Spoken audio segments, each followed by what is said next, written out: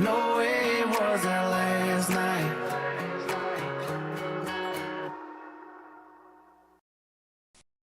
When sun rays crown thy pine-clad hills, and summer spreads her hand, when sylvan voices tune thy rills, we love thee, smiling land. We love thee, we love thee, we love thee, smiling land. As loved our Father, so we love, where once they stood we stand. Their prayers we raise to heaven above. God guard thee, new-found land. God guard thee, God guard thee, God guard thee, new-found land, our land.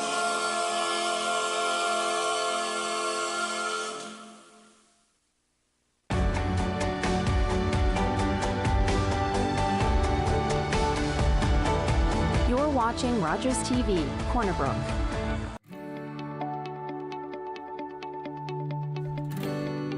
You're watching Rogers TV. If you have a comment about this program, we'd love to hear it. Email or call us, or send us your feedback through social media.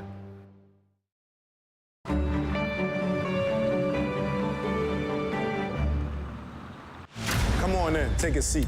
Or better yet, Look at this crowd on his feet. for aggressive D and knockdown threes, athleticism and speed, for Spicy P. Spicy P lit it on the big stage. Yes, this season brings change. Yes, this team has turned the page. But it's still an OG thing, always a Scotty B thing. When you want everything Raptors, nothing but Sportsnet. Game TV's Watch and Win contest is back with over $75,000 in cash prizes. Tune in to Jeopardy weeknights at 8:30. Spot the code word, then head over to GameTVContests.com to enter. With a new code word every weeknight, that's 35 chances to enter. Don't just watch the winners, be a winner with Game TV's Watch and Win contest. Contest runs October 16th to December 1st. Visit GameTVContests.com for more info. Today, I helped a parent feed their family by connecting them to a food program. Today, I helped someone connect with mental health supports. Today, I helped a couple struggling to pay their bills access financial aid. Every day, 211 navigators connect Canadians to critical government and community programs and services. 211.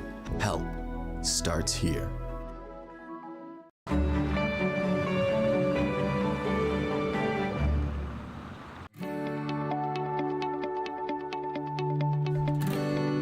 You're watching Rogers TV. This program is brought to you by Ignite TV. Now you're in command. Visit Rogers.com for more details.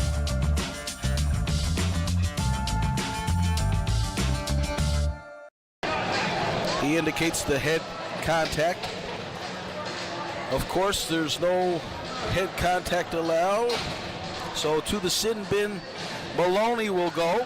Blake Maloney, number 5. 4-minute penalty. Kings will go to the power play.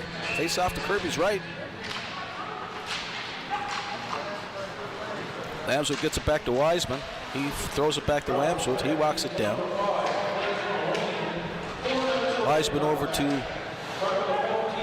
that's Janes, number 18. Lambswood now with the shot. Janes with the juicy rebound. Oh, what a scramble in front. Kirby managed to get to that one. That was a great, great look. I just don't know how that thing stayed out at that point in time.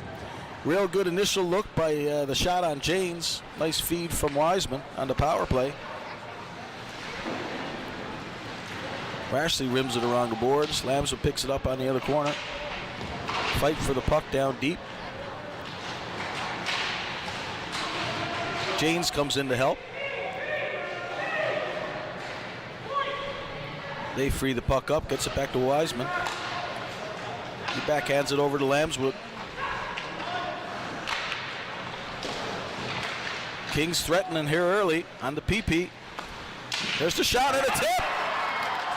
Looks like it was tipped by Mercer. Shot from the point by Wiseman. Kings working it around. Nice tip out front by Mercer, I believe. We'll check on the replay, but I heard that with my headset on.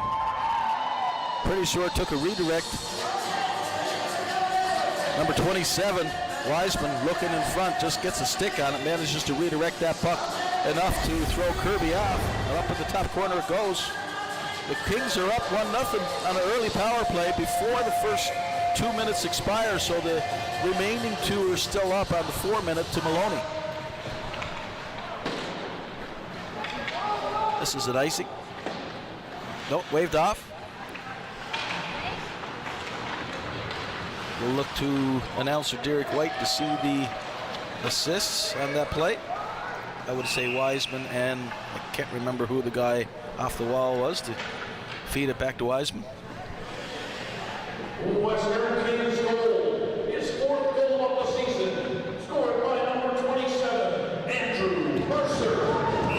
Fourth of the year for Mercer.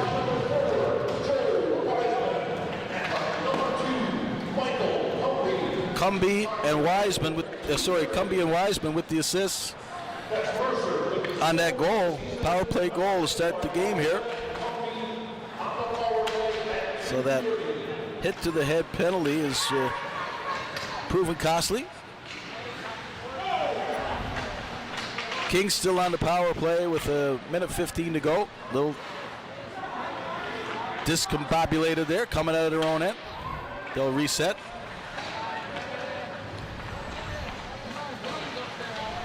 Spingle gets it deep. Kirby out to give it a little touch for his defenseman. This is Decker in now with the puck. 53 seconds left to go on the power play.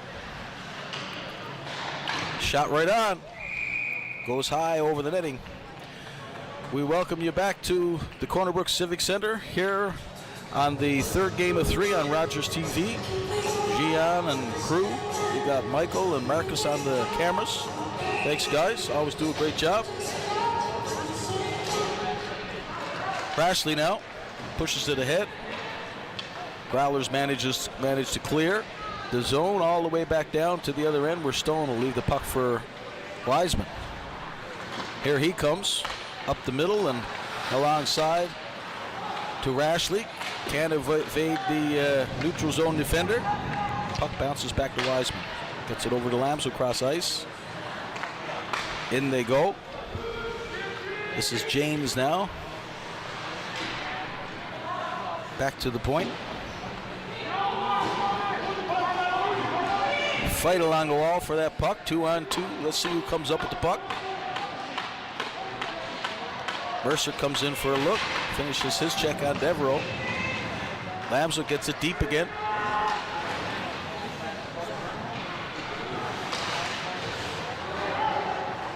In behind the net it goes once more. Mercer trying to dig it out, along with number 15, Caleb Rashley. No one home at front there. And there's a 4-on-2 the other way. O'Brien over to Tucker. Tucker to O'Brien. Oh, and Devereaux was in a dangerous spot. Just missed that pass. This puck comes to James. James holds up, gets the shot on net. Kirby decides to cover that one up, and we'll get a face-off to his right. With 14:47 to go here in the first period. Kings up 1-0 in game 3 of 3. Penalty has expired. And we're back to 5-on-5 hockey.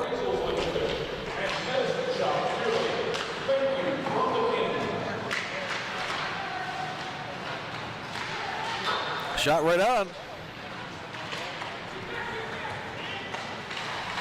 Hapla manages to get it back deep. Growlers looking to clear. Outnumbered down in the corner. Butt and Cave in there.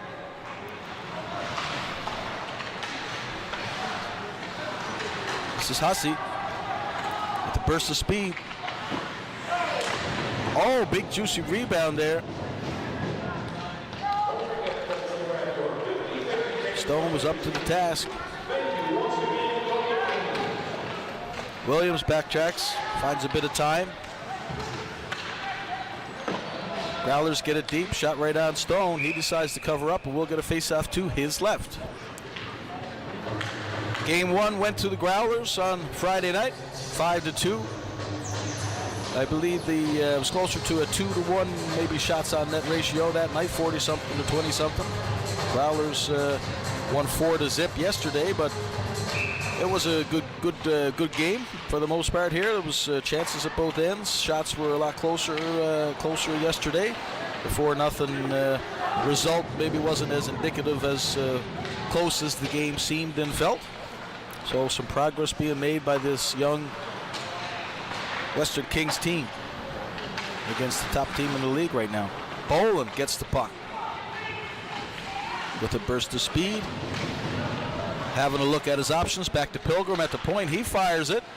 That's blocked by 12 Furlong. Finn Furlong, Pasadena boy, plays with Deer Lake Minor Hockey over the years. This one went for icing with 13:13 to go here in the first. You're watching Rogers TV's coverage of U18 AAA Hockey here in Newfoundland and Labrador. 1-0 for the Western Kings over the Pinnacle Growlers so far. So good for the Kings.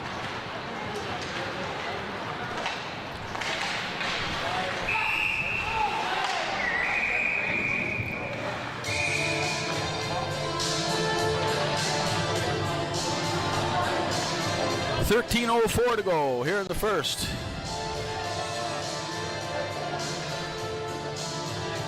Jake Stone in net for the Western Kings. Scott Kirby in net for Pinnacle Growlers today. These guys faced off on Friday night in the 5-2 game.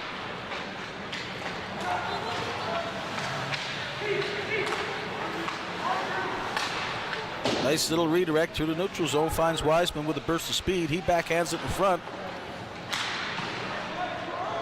Peavy gets it deep.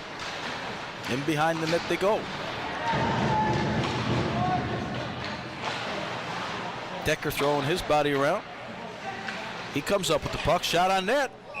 Kirby is up to the task with his glove hand. Ready to rock and roll. Face off to his right.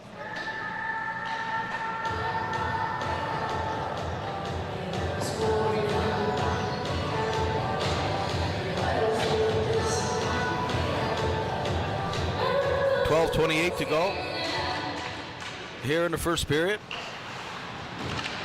Kings working the puck down low. This is Lambswood now, number 22. He backhands it to the point. Gets it on the wall again. Guys are quick to close up on him. Growlers now.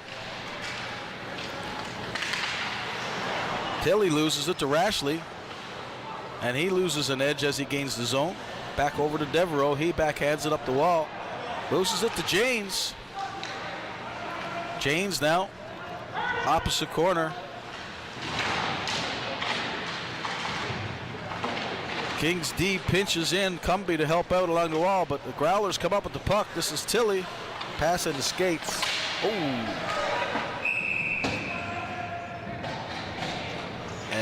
Yep, we got a, I'm not sure what happened there.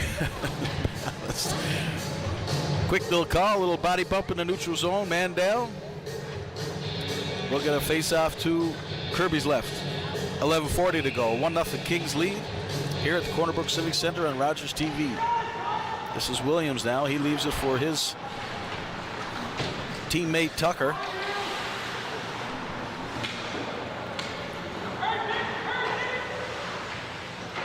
Kirby decides to play it up to Knight.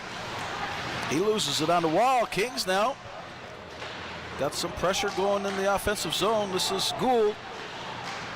Can't find the puck in his skates. Here come the Growlers. This is Knight over to O'Brien. Gould now. Dipsy-do doesn't work. Back to Spingle. He goes D to D with Applin. Applin gains the line and dumps it in. Cave in around the forecheck, gets a stick on the puck, but bounces out to the Growlers. Applin with the pinch, but he doesn't get that puck. There's some numbers the other way. Good recovery by the forward there to help out.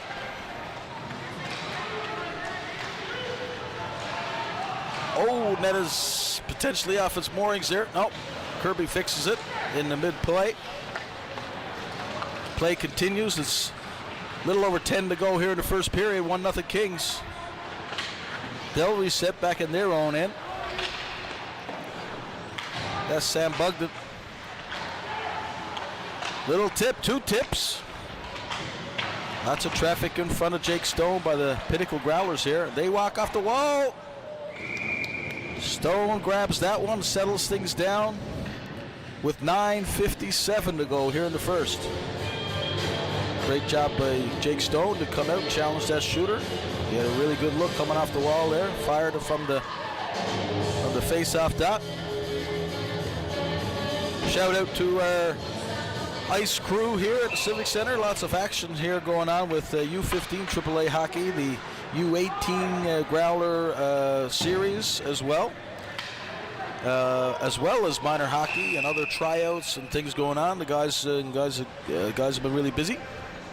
Both sheets. 9:46 to go now. Kings with the 1-0 lead on a power play goal by Mercer. Tip in front. That's the difference of this one so far. Unfortunate bounce by Cumby. Right off the draw. Comes off his body, but puck gets in behind him. All of a sudden it's a 2-on-1 right off the draw, and Growlers make him pay. Decides to keep it.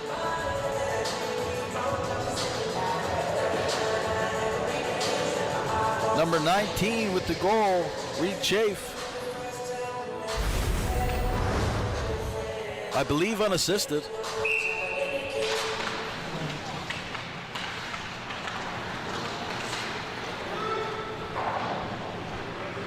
And it's 1-1. Here they come again. This is Hussey coming through the middle, still with the puck, and he slips it under the pad, the outstretched pad of Stone. Grassley was draped all over him, but could not stop the freight train. That was Connor Hussey, determined on that play to get a shot off, and so he did.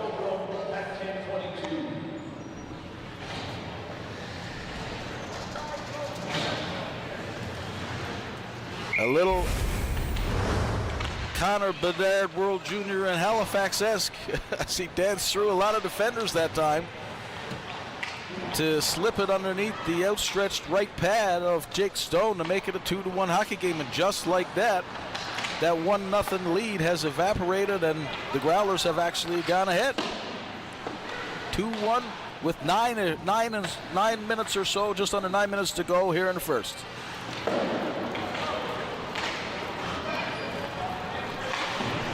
Unfortunate bounce on the face-off draw that hit off Cumby's body, and then all of a sudden a 2-on-1 real good look and nice shot. Got to tip your hat, finish that play off.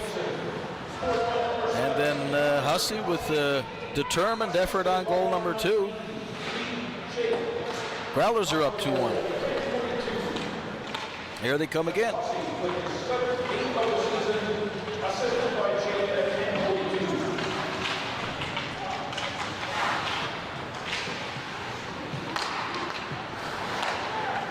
Point to point here, Devereaux takes a redirect, Kings are managing to clear that puck. Riley Cave with the poke check. Nothing doing. Gets it to the net. Kirby will grab that one and look for a draw to his right with 7:56 to go here on Rogers TV. Corner Brook Civic Center, game 3 of 3 between these Pinnacle Growlers and the Western Driving School Western Kings. Growlers up 2-1 in this one. Face off, back to the point. Oh, nice redirect, and Kirby just manages to get a toe on that one. That was destined for the bottom left corner. Oh, takes a funny bounce in the corner, but unfortunately no Western Kings in front to capitalize on that. Tricky bounce. This is Tilly now. Looking for a teammate. Leaves it in the corner for his buddy, number 24. That's Philpott. Kings now in their end, trying to clear the zone. This is up the wall to Urquhart. Just misses the puck. Williams will gather it. He'll get to the red and dump it in. This is Wiseman. Over to Cumby. Tries to get it up the wall to Urquhart. Big James.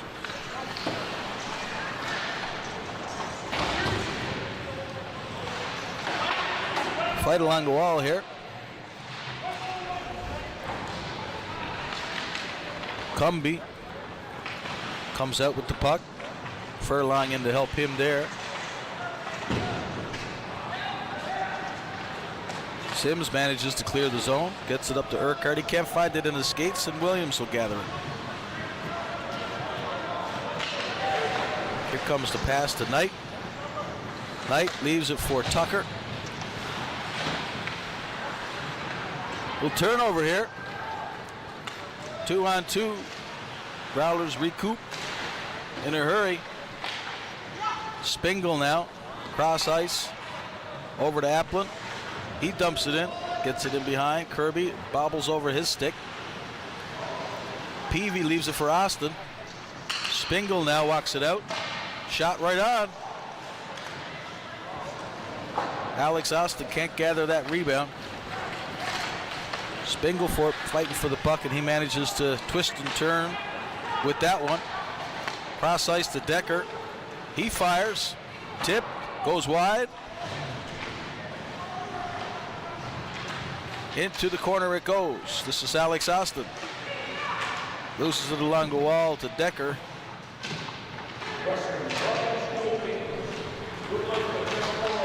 Peavy couldn't get it on net. This is Tucker now. For the Growlers, offside they go. 14, number 14 was in a little bit too early, Ben O'Brien.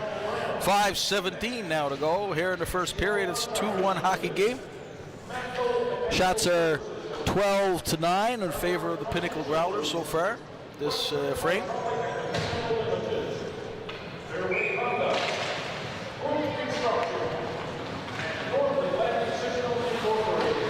Mercer digs it out for Janes. He tries to get around 2D, manages to come up with that puck somehow. Tries to flick it to Rashley, in close. Mercer's looking for the puck on the other side.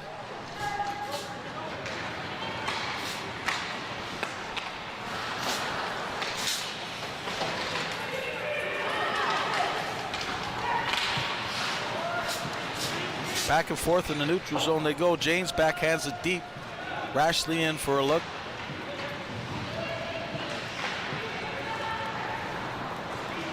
Comes up with it. Back and forth they go along the wall. Out front to Rashley. No one there home. Mercer now. Rashley again. Goes high and wide. Off of Lambswood's chest. Rashley comes back, backhands it over to Mercer. Mercer spins. Oh, turns it over though. Hussey with the puck.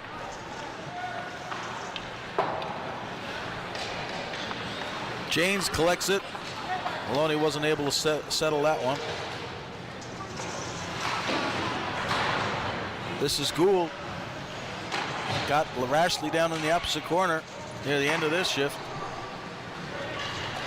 Skinner hits Avery with a bit of speed. This is Bolin now, number 16, with his back to the corner, looking for his options. This is Avery now moving the puck around. Comes out and has a go. Jake Stone in good position for that shot. Pass intercepted. This is Butt, number 10. He takes a shot on net. Kirby in a great position to get that one in his Growler logo chest. Making it look easy. Coming out and challenging that shooter. It's now 2-1 with 3:11 to go in the first frame of game number 3. Growlers took the first 2. Kings looking to see if they can get some points out of this one. Close hockey game so far. Shots are 15-10. Favor the Pinnacle Growlers. This is Williams. He shoots. Big blocker save. Rebound in the slot. The Kings find it just in time. Back in it goes. Stone will leave it there for Cumby.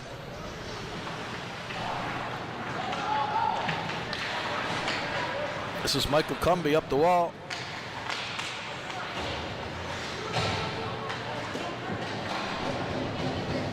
Round it goes. Buck keeps it in.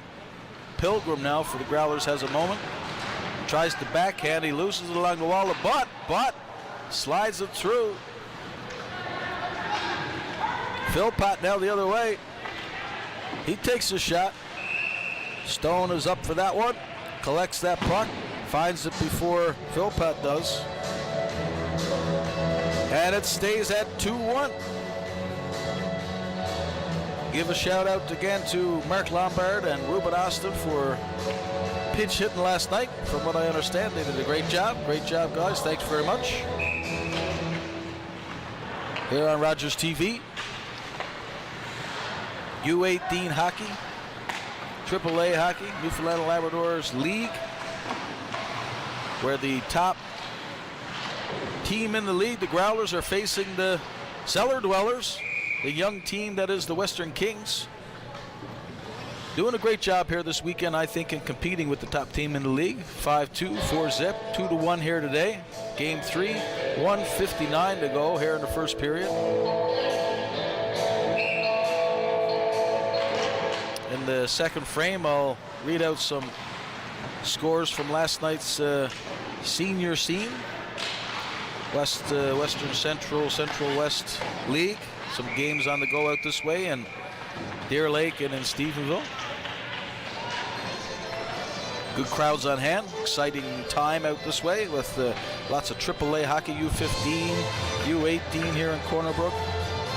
Lots of games happening, lots of people coming through, big sales, all the parents raising some money for their teams and programs and officials. And a lot of people involved to make it all happen. Good to see. Canteen volunteers for minor hockey. Make sure you get your plate of fries. This is Tucker now. Trying to get a late one. The Growlers are in, having a little look, working it in the corner. Kings come up with the puck. The high little flick through the neutral zone. Drops in front of Maloney. He gets it to his D partner. Across ice tonight. Little touch passes to the neutral zone. Sends Tucker in. Tucker with the little toe drag, but nothing doing on the Kings defenseman. Number 3, Bugden.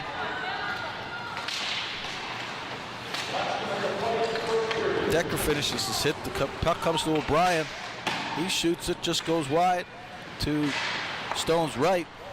Growlers down with 49 seconds to go. Back to Maloney. Oh, right through the crease. Jake Stone recovers on that no-look pass that comes back to the point. Real nice and clean to number 9, Devereaux. He tried to take advantage, and Stone got back to in a hurry to his left to keep it a 2-1 hockey game. 41.6 to go here in the first period on this Sunday midday game. Lammy here with you, holding the fort while Willie's up at the cabin. Grandpa Willie.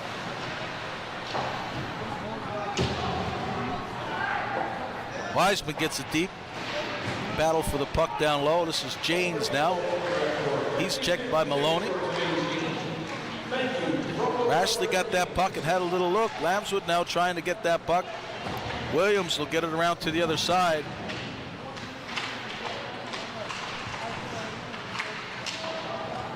Chafe trying to get it out, nothing doing. Wiseman pinches and runs out of time. It is 2-1 Growlers over the Kings. After period 1, we'll check in with you for period 2 and some scores from the Central West League after this.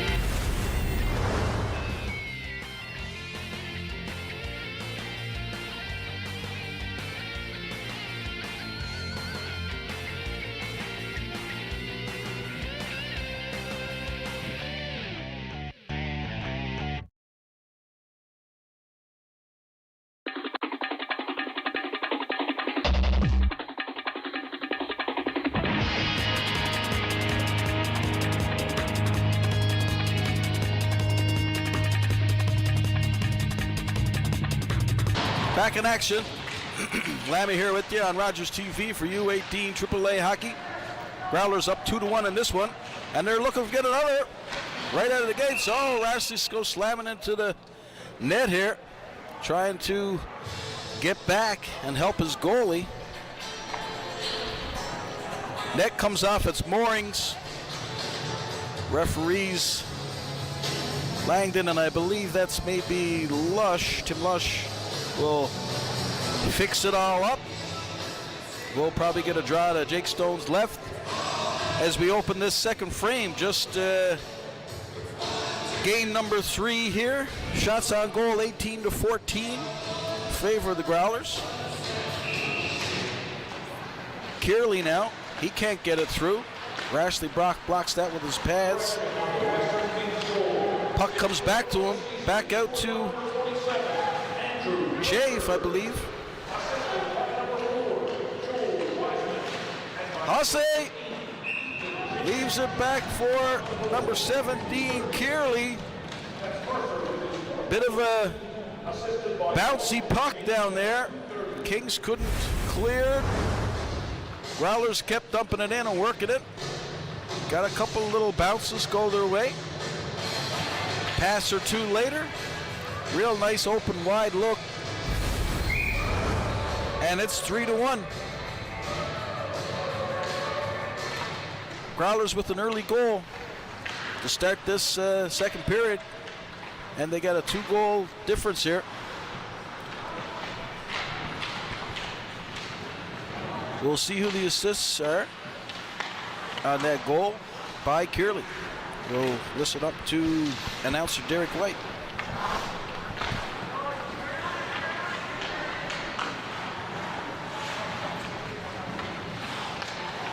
Cumby gets it in low. His third goal of the season, scored by number 17, Daniel Kearley. Dan Kearley. And by number 7, Connor Hussey. Hussey and Chafe, I believe, with the assists.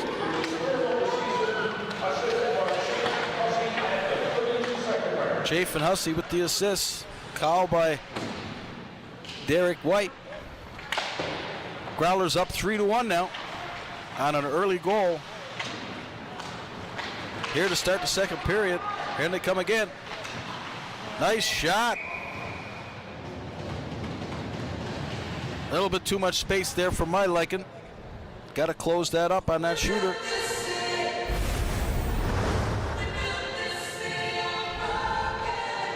Please get the replay. Yeah, I'm doing some play-by-play, and I guess I'll add a bit of color in that I thought D's got to get over there and close that up a lot earlier, rather than let that shooter come in and waltz in and take that shot like that. Got to close that up. Anyway, 4-1. 2 quick ones.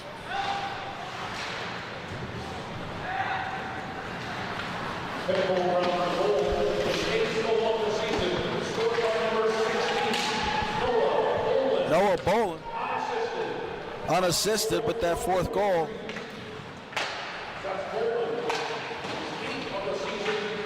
Certainly tipped my hat that it was a nice shot. Jake Stone was out to challenge the shooter. It was a nice shot, picked the corner, but I think that D got to get in there and close that gap and be a little bit more troublesome than that on that play. Hopefully they'll learn from that. It's 4-1 here, just like that. What was a very back and forth, really solid first period for the Kings. These young Kings came out a bit stale here to start the second. Here they are challenging though, in threatening. This is Urquhart with the puck. Tried to center it. Puck comes back to him. Leaves it in the corner for Furlong. He tries to fade the defender, but Urquhart now cycling the puck down low. These guys trying to look for a opportunity out front. Growlers are patient in their own end. Managed to clear. This is Canes with the burst of speed in over the line. He gets it low. Mercer tries to backhand it. It's in the skates of referee Brett Langdon. Mercer circles back. Over the line he goes. Leaves it for Butt. Butt back to Mercer. Gould is in looking for it. O'Brien now receives the pass, tries to get it to Tucker. They miss. King's back in. Riley Cave in the forecheck.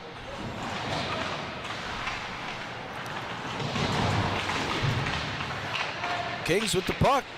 This is Gould. Finds it. And up over the shoulder of Kirby in front. Nobody could kind of find that thing in the danger zone. Gould managed to find it first. Gets it to his forehand. And up over the shoulder of Kirby to answer back and make it 4-2. And again, I say, not naming names, but you got to take the body there and tie the man up if you're the Growlers D. Gould manages to find a little space in that danger zone to be dangerous enough to put it up over the shoulder of Kirby. And it's 4-2. Kings will take it. And it gives them a little burst of energy right back again to crawl back into this hockey game after a poor start to the second period. Now threatening again. Nice play there by Cave to back check and get a stick in the way. Western Kings goal, his second goal of the season, scored by number 6, Nick Gould. Nick Gould with the goal. Assisted by number 10, Stephen Butt. Stephen Butt. Top of the goal, 4-10. With the assist. Assisted by Butt and Kane at 4-10.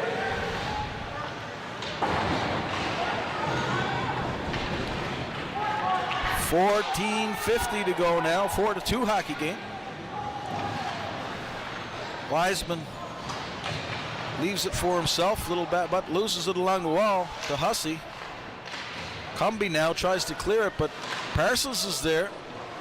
Throws it on net. Little redirect in front, but Stone puts that to the corner. This is Rashley now to the neutral zone, wanting to leave it to Lamson, but he was going the other way. This is Chafe now. Jake Stone pushes that in behind the net. Chafe with the reverse hit. Lambswood, cross ice, over to Furlong. Sorry, that was Janes, number 18. He gets it on net. Kirby decides to cover that up with 14:08 to go. A couple of scores from out of town that I promised you in the Central Western Senior Hockey League over the weekend. Friday night in Deer Lake, it was the Deer Lake Red Wings over the Corner Brook Royals, 9-5. The Deer Lake Red Wings then hosted the Cataracts last night and won a barn burner, 9-8. Lots of goals if you're a fan of goals. 9-8 last night. They got a big lead, but the Cataracts, to their credit, came back and made that one an 8-8 game. But I think it was Michael Hines with the game winner and a packed house. This is a real nice chance by Chafe in the middle. And Stone gathers that puck. Keep it at 4-2. So Michael Norris points. Michael Hines, Brandon's brother, or maybe I should say in that case, Dave's boys, all the way from Norris Point. With the game winner last night, I'm sure it was a packed house up in Deer Lake. Great atmosphere for that game. That looks like that promises to be a very interesting matchup all year long between those two. And then the Stephenville Lightning, of course, hosted their first game. I noticed some stream of some of that last night, introduced some of their players. Real good crowd on hand. We wish them all the best. They took the loss in their home opener to those same Royals from Friday night that lost to the Red Wings. They won 13-8. Again, lots of goals out in Stephenville. 13-8 in their home opener. I'm sure those Stephenville Lightning will tighten some things up, go over some things. All a bunch of new guys thrown together and getting through their first few games. So we wish them really well throughout the whole season and all the teams in the Central Western Hockey League. Those are some scores for you. 13-18 to go now here in the second period. It's 4-2 Growlers. Kings looking to respond to a couple of early goals in this frame by the Pinnacle Growlers. Here they come again. Kings gather the puck. Bugden manages to get it out to the neutral zone. This is Furlong now with a burst of speed. Big rebound by Kirby, but wow, what a save on a rebound on James Urquhart. Big juicy rebound for Big James. And Kirby was flashed that big old left pad. Made a real nice save on the second opportunity. Keep it at 4-2. Great look. Shot by Furlong. Big juicy rebound to Big James. And no, sir. Kirby's closed the door. Keep this thing at 4-2. 12:36 to go here on Rogers TV. Here was Gian and Marcus and Michael and Lammy working the mic. Willie at the cabin with his granddaughter, who's sporting a real nice Montreal Canadiens hat. He sent me a photo and he said that she was the first star, and we welcome Hattie to the world.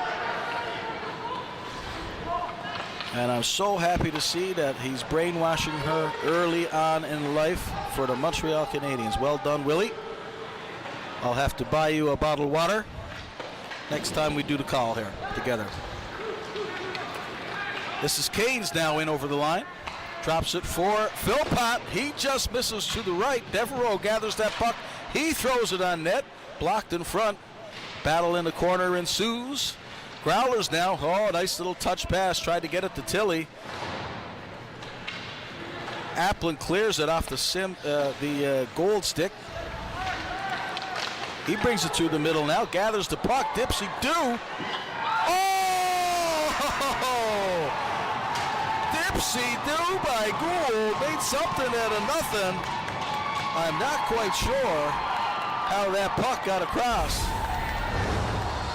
to Riley Cave, but it did. Sorry, that was, hang on here now. That wasn't Riley Cave, my mistake. That's young Butt. I think playing in his very first game, he makes it 4-3. We'll get the call from Derek White when he manages to fill out his score sheet. But I'm pretty sure that was Butt in his first game as the puck trickled off the stick of Gould, making something out of nothing. And he buries one off the left post past Kirby to make this a 4-3 game. Nearing the midway point, we'll listen to the call.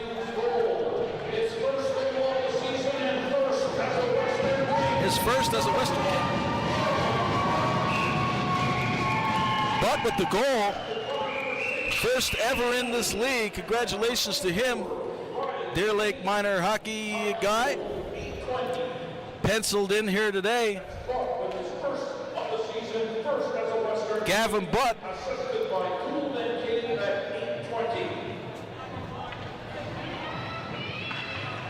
Makes it 4-3. Kings have answered back. So in this frame, it's 2-2.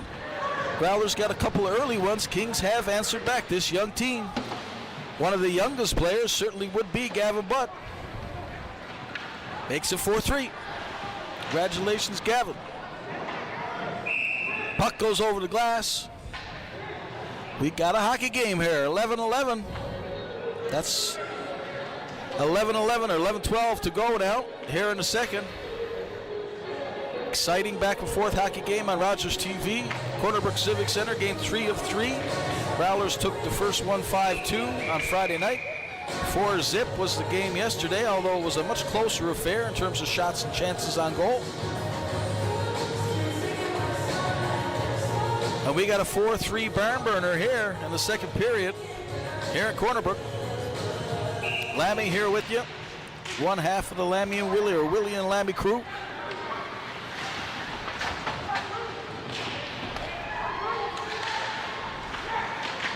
Kings with the puck now again and down in the Growler zone, trying to get the equalizer. Working hard is James. Puck comes back out to Cumby on a bit of a miscommunication there, going the other way. Still manages to gather it. Wiseman now gets it across to Cumby in their own end. Lamson with the little flick. He misses Rashley coming through with speed in the neutral zone. Puck goes back over to the Growlers. Throws it out front. Rashley was there to intercept. He gains the line, goes wide, cuts back in. Nice poke check by Kirby. Get that off the stick of Rashley in the danger zone there, cutting through the middle.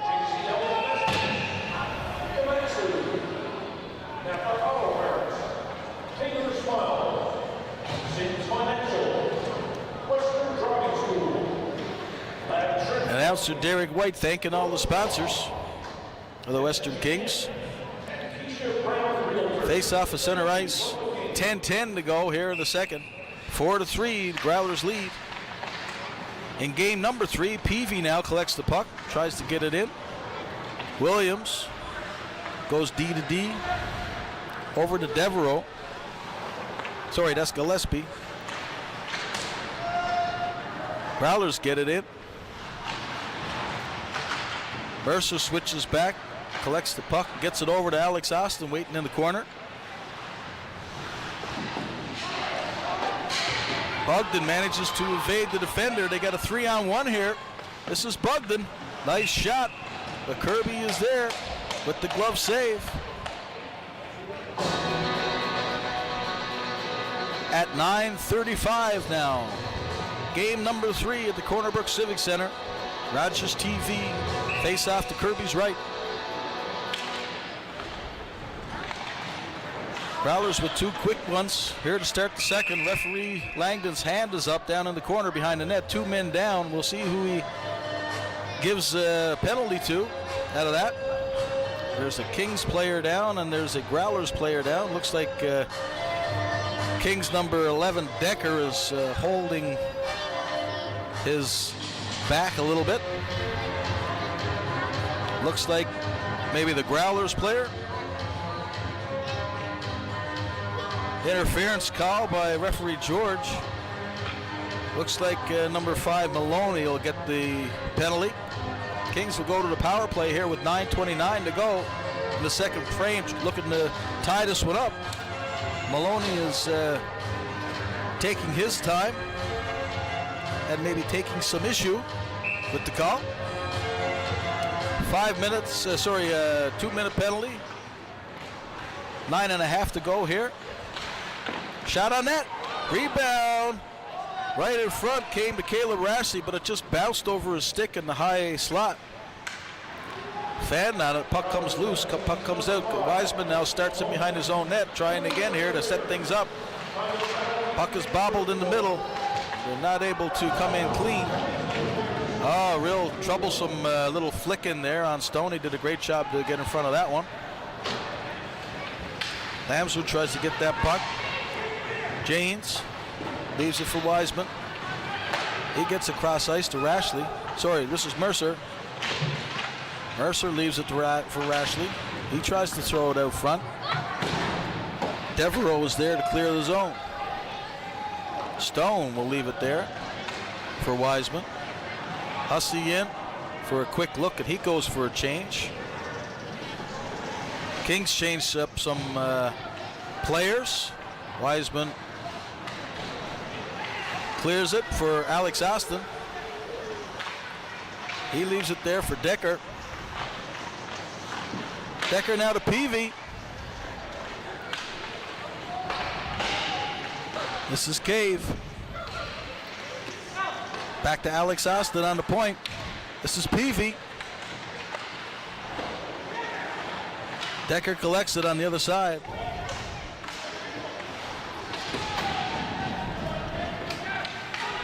Alex Austin tried to keep it in with his skate. Managed to for a moment, but Chafe collected the puck. Now Decker on the wall in the neutral zone. He gains the zone. Leaves it for Cave. Cave back to Decker. He takes the shot off the shoulder of Kirby.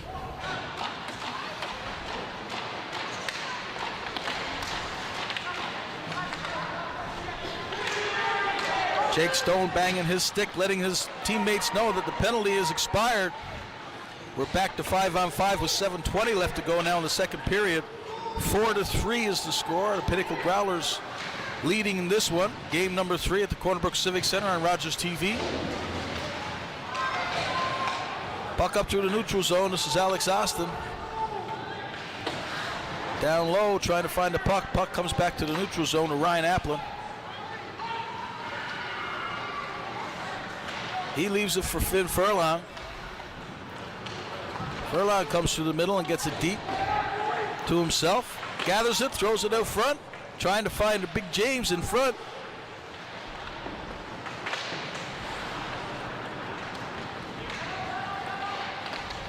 Here come the Growlers.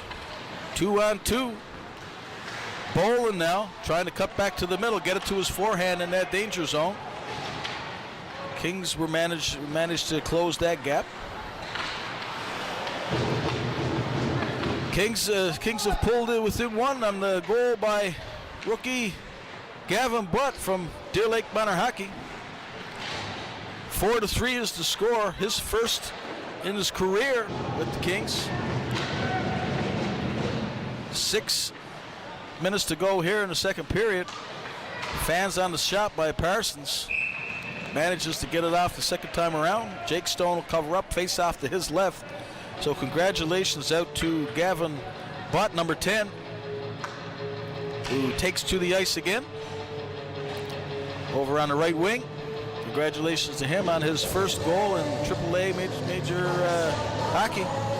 U18 AAA League goal. He must be happy to pot that one and get his team back within one. Riley Cave now over to Bugden. Kings can't clear it. Bugden checks Philpott in behind the net. Philpott working hard. This is Gavin Butt now. He gets it deep. Goes in looking for the puck. Mercer now. He'll throw it back on in. Shot on net. Kirby gathers that bouncing puck, sends it off to the corner.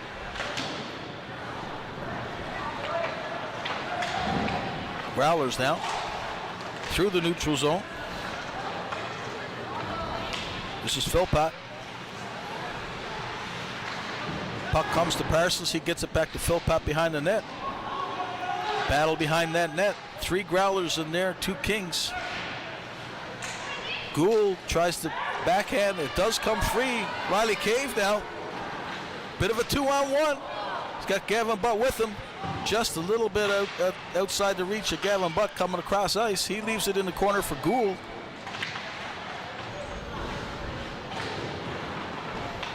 Puck comes free.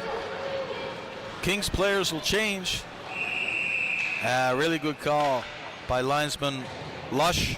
Tim Lush, I believe, is out there working the lines. Growlers were in a little bit ahead of the play there. Mr. Lush was on it with 4:38 now to go in the second frame. 4-3 is the lead, is the score here between the Pinnacle Growlers and the Western Driving School Western Kings. Great hockey game. Shots on goal are 29-25 in favor of the Growlers at this stage, with 4.5 to go left in the second period. Lammy here with you from the Willie and Lammy duo, while Poppy Willie is up at the cabin. Kings now gain the line. Trying to find Rashley in the middle, a little bit too far for him. Lambswood and Cumbie are trying to work that thing on the wall. O'Brien is in there. Knight, Devereaux are all in the mix. O'Brien comes up with the puck. There's a 2-on-1 with Knight here. Nice save by Jake Stone. Wiseman took the pass across, left the shooter to Jake Stone. He was out of his blue, challenging the shooter. In good position and got it right in the Kings logo. Found the puck, covered that thing up to keep it at 4-3 here at the Cornerbrook Civic Center. Peavy now over to Decker. Decker tries to get it in. He does. Peavy collects it. Growlers come up with it. Devereaux fighting for that puck. O'Brien, Devereaux goes to the net. This is Tucker. All alone.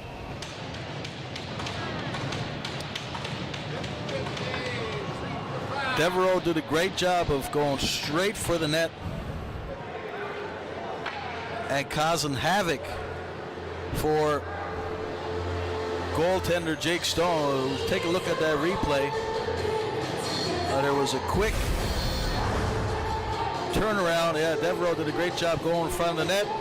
Hopped out of the way. His own, Jake's own player got him into some trouble. Bumped him a little bit, the defenseman.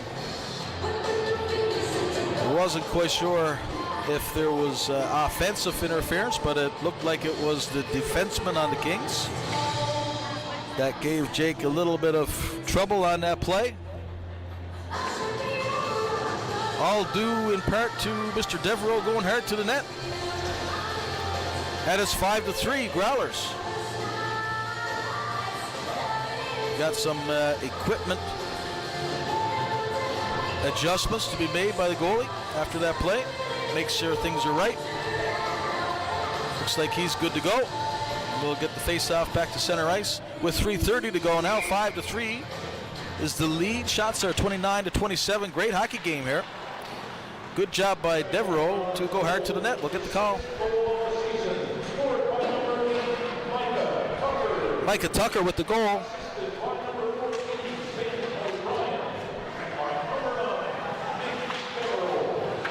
Devereaux and O'Brien with the assists.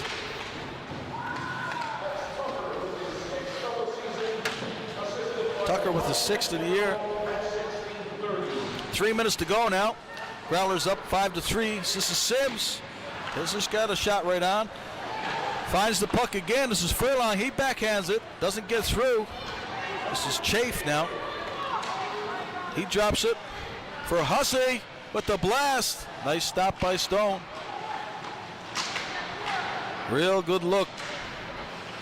And the high slot for Hussey to step into one. This is Furlong now with center ice. He manages to get it in behind Kirby, sorry. Furlong with the clip of the goalie in behind. And now gathers a lot of attention. They're all gathered, they're all piled upon Furlong.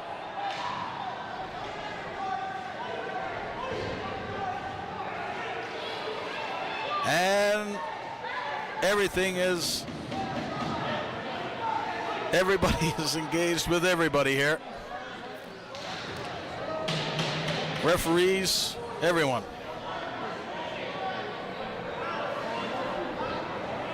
So we'll see what the referees do to pick the bones out of this one, but it all started with, I don't know if it was intentional or not, but as Finn Furlong was circling behind the net, there was he caught a piece of the goaltender Kirby.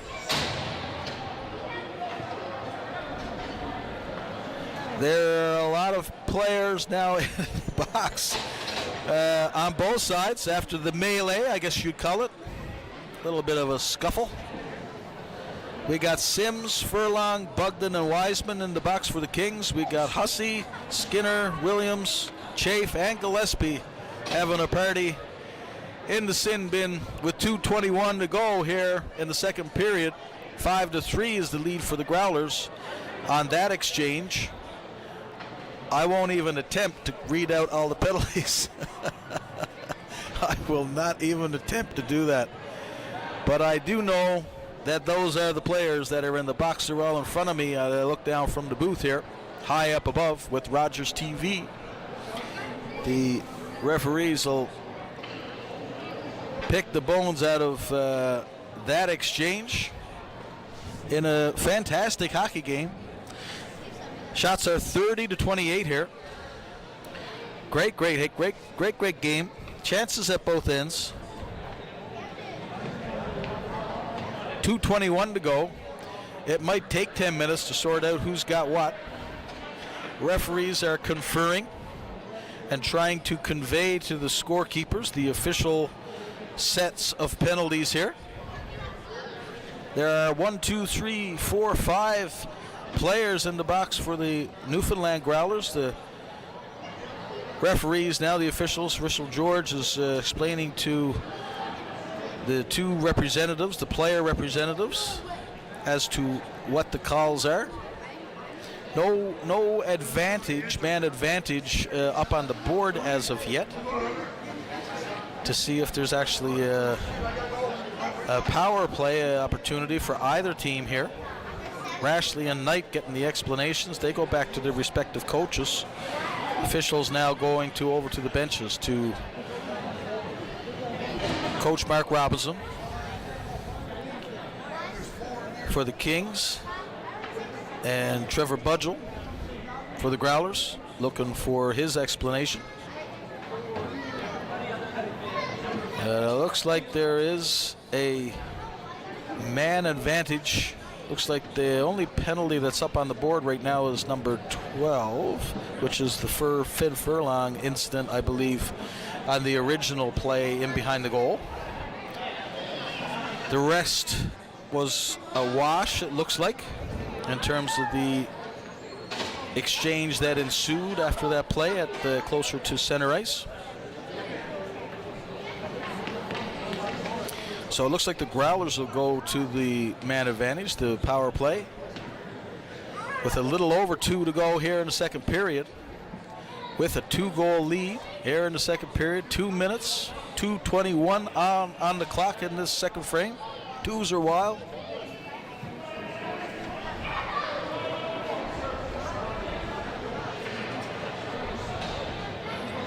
As they get set to face off with that man advantage now, face off will be to the right of Jake Stone. And the Growlers will see if they can add to this 2-goal lead. Finish off this interesting period of hockey.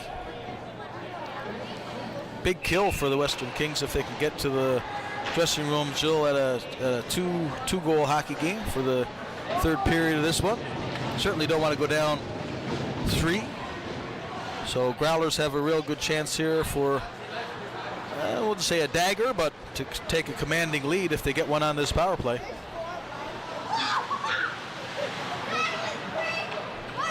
Devereaux now. Leaves it for Knight. Knight with the shot on net. Nice stop by Stone. He brings it back to the point. Knight now on the other side. Tip in front. O'Brien goes to the back of the net. Called down by referee George. Well, looks like they'll face it off to his left. 5-3 is still the score. 1:18 left to go in the Furlong penalty, as he got a piece of goaltender Kirby in behind the play there a few moments ago. All the scuffle penalties were a wash. Devereaux gets the puck. He sends it over to Bolin. Bolin cross ice to Knight. He tries to center it. O'Brien in front, and Tucker.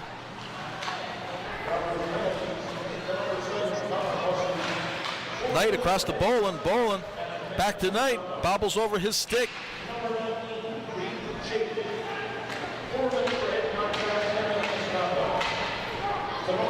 Referee's got his hand up here on a delayed penalty. The goalie's gone to the bench. They got an extra attacker on. This is now a 6-on-4. Kings managed to touch the puck, get possession of the puck. Little pushing and shoving between James and Tucker after the play. Maybe a little carryover from the last little bit. I think Applin's going to get one for slashing or holding the stick.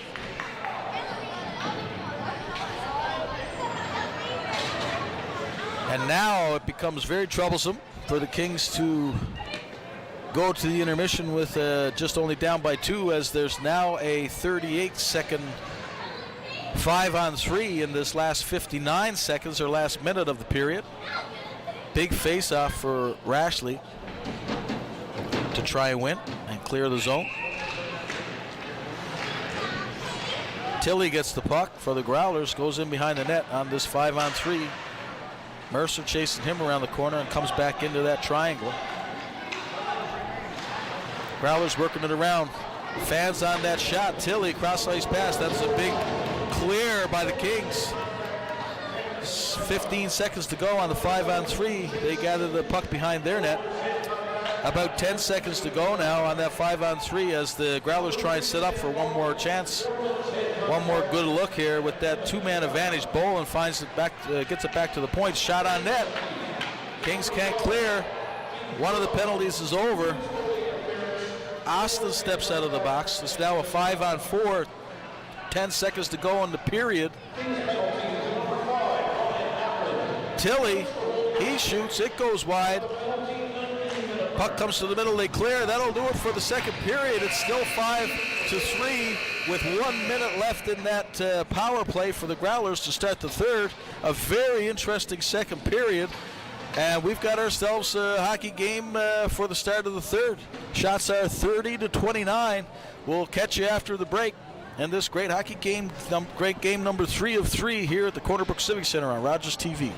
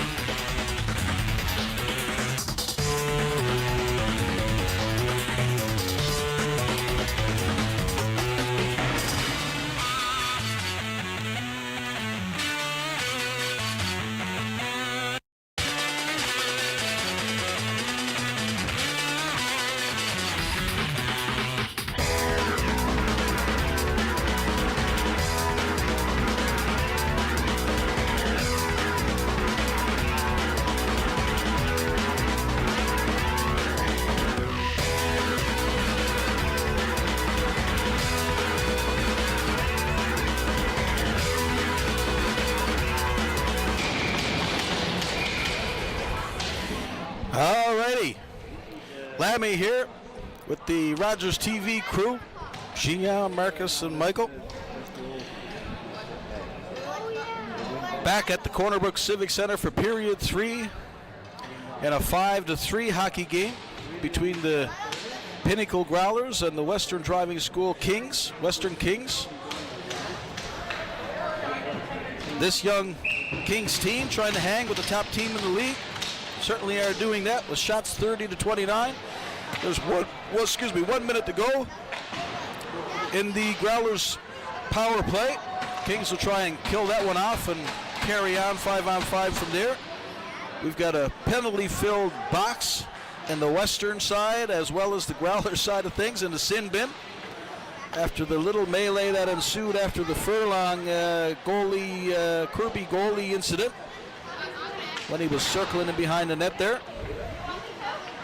All of that played out at center ice, but Furlong, I guess, was the difference in terms of the penalty. But then there was another one that got tacked on. Applin, I believe, holding the stick. So he's serving the rest of his. Only 10 seconds or so to go in that one. Growlers looking to get a real good look, and they do. Nice big juicy rebound there. No one there to collect it. Avery eventually does. He's coming down the wall. He has another shot on net. Comes in the middle. Stone finds that one as they bobble it. The puck is bobbling around. Loose puck in the slot. It eventually finds its way back to Jake Stone. He covers up, and the penalties have expired. A 5-on-3 near the end of the second period, as well as the remainder of the Applin penalty now done, served. We can all move on here now. For five-a-side hockey. In a 5-3 game, shots now 30-31.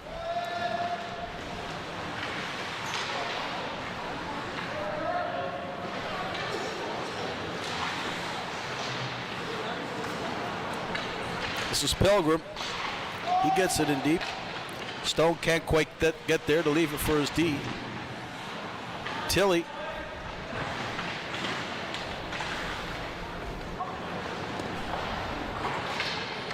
Kings find the puck, bump it out to Rashley. He guides his own.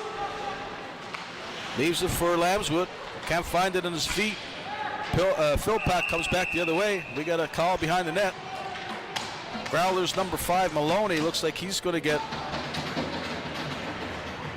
a trip to the sin bin to join Chafe and Skinner and Hussey and Gillespie and Williams. I don't know if he can find a place to sit down in there. Nope, you're going to have to stand. You're going to have to stand up there, Blake.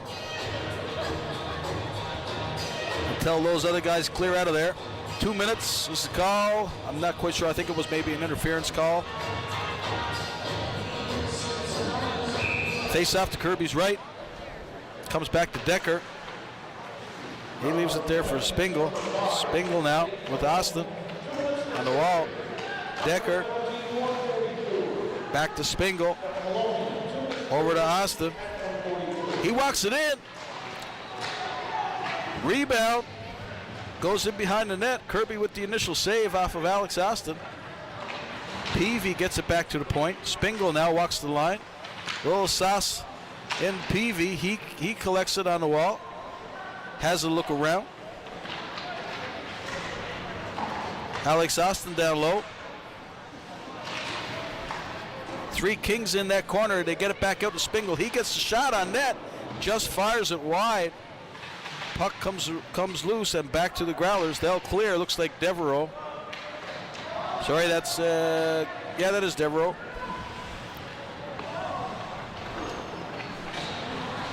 Decker now. Over to Cave. Puck bounces off his stick. Decker now collects that puck again. Tries to dipsy-do. In around Tilly.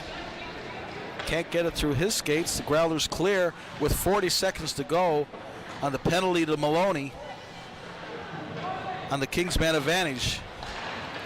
Janes now up to Rashley. He tries to get that one through. Blocked by Parsons. They manage to clear. 20 seconds now. in that penalty to Maloney.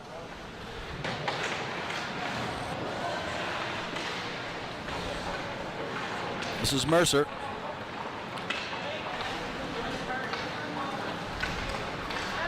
He gets it deep.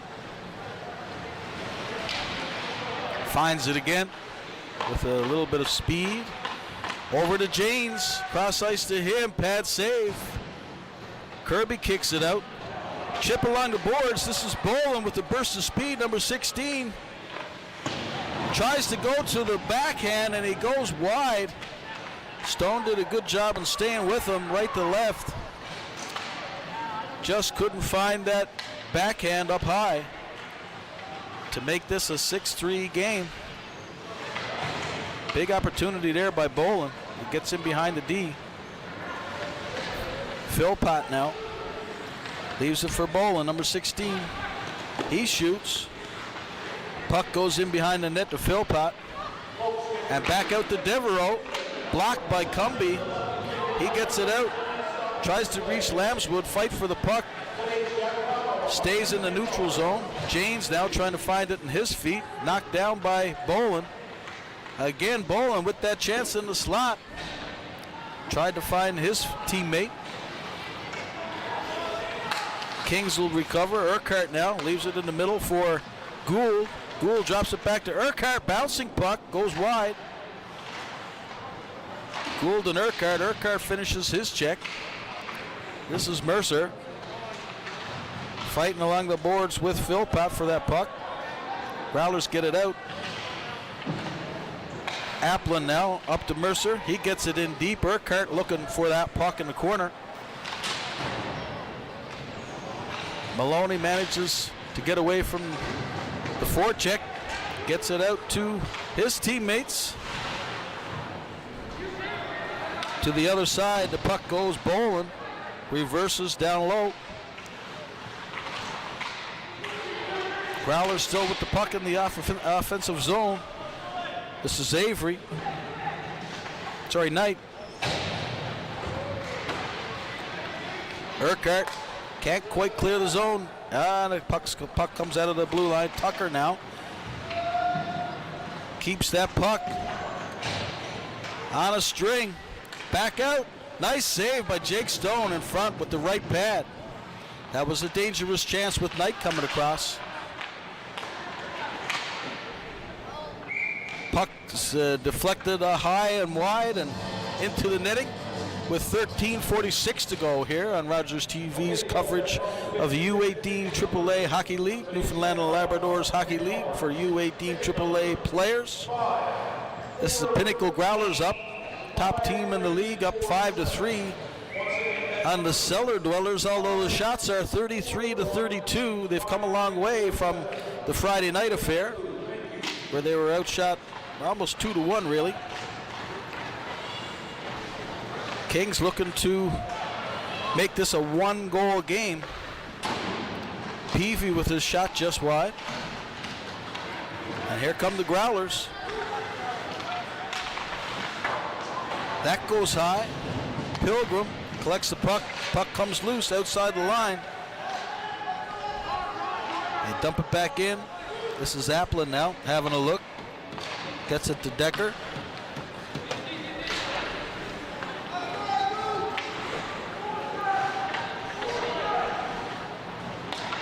They'll try again.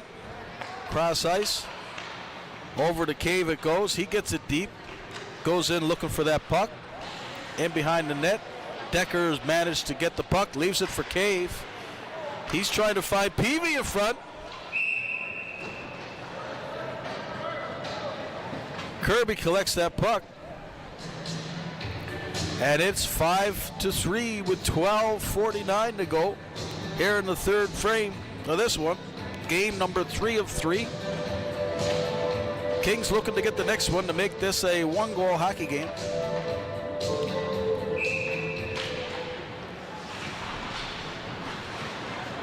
Growlers looking to get the next one to, for all intents and purposes, probably put this one away. It's been an interesting second period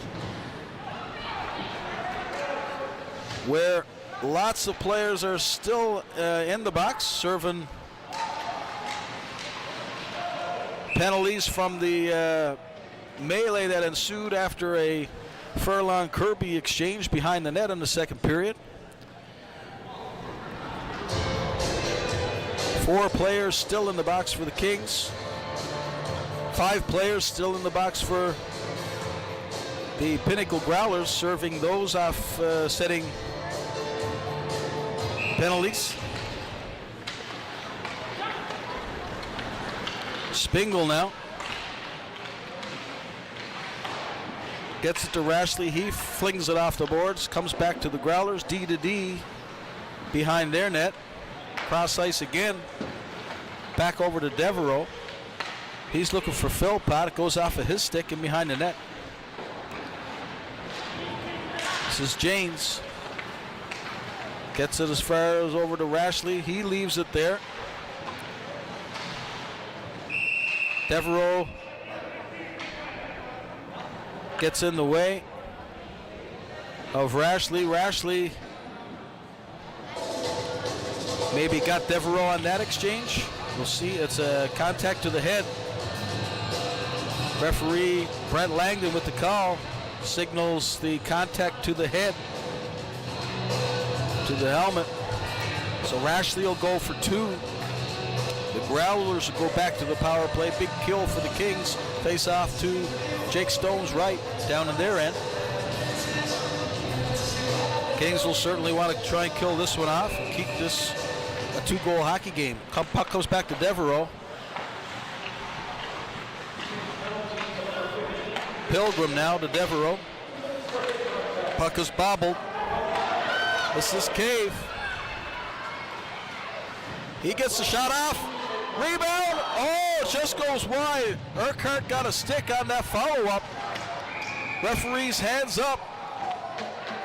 Looks like Devereaux is going to go. There was a bobble at the blue line on that power play setup. Cave managed to get in behind Devereaux, and Devereaux's going to go for 2. Referee George with the call on a tripping penalty. So with 1:36 to go and the penalty to Rashley for head contact, the Devereaux 2 minutes will go up. So there'll be 4-on-4 hockey for a little over a minute and a half. Bit of space out there, to some room to operate for both teams. We'll see what happens with their 4-side scenario. Growlers win the draw. This is Pilgrim now. Tripping is the call against Devereaux. Maybe a good penalty to take in that situation, or else Cave was in all alone.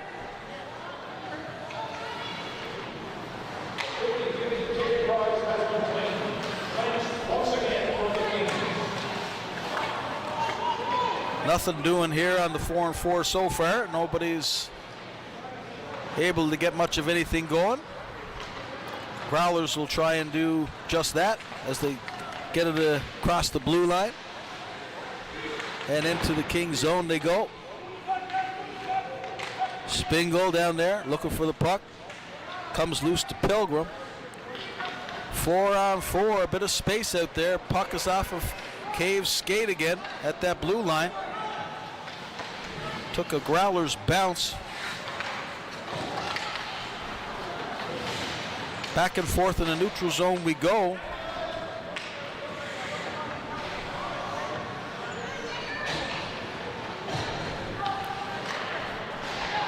Bolin, cross ice, over to Parsons. He looks for Pilgrim. He's got some room. Peavy closes up on him. Maloney now. Nice hit there by Mercer as Maloney manages to make the play and get the puck deep. Mercer finishes his hit. Decker will have a go. Up he goes to Mercer. He gets it in deep. Him and Maloney will go have a little look, and behind the net they go. Mercer now comes up with that puck. And again, they cycle it low. They throw it out front. This is Lambswood with a real good look again. It comes back to him. 2 shots. Kirby with 2 saves. Lambswood with 2 good looks. Kirby with 2 good saves right in the danger zone. Puck comes out to the Growlers. There's a 2-on-1 here. Decker gets back in time. All penalties have expired. We're back to 5-on-5 hockey. 2 great looks by the Western Kings. 2 great saves by Kirby. Keeps it a 5-3 hockey game. Spingle now. Down low with Tucker. Devereaux gets the puck. Mid-ice. Knight taps it in. Gavin Butt circles back with that puck. He gets it out.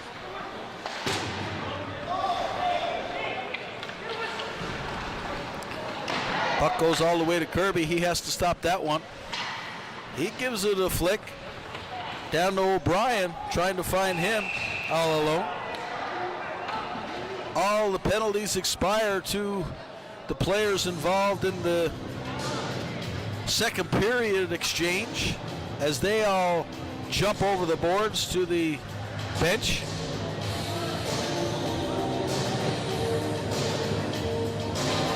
As both teams do a big reset.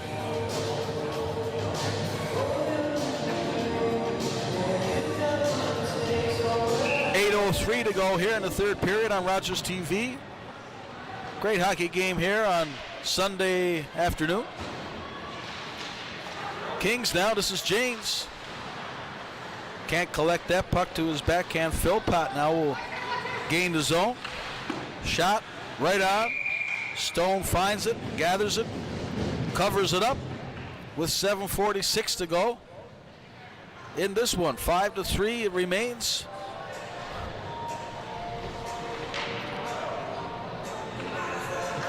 Both teams get the equivalent of near a full line back on their benches after quite a hiatus in the sin bin.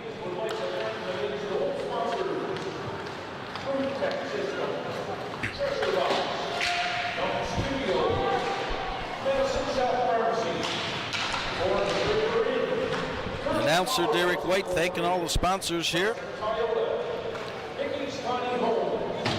of the Western Kings. James gets the puck. He comes in.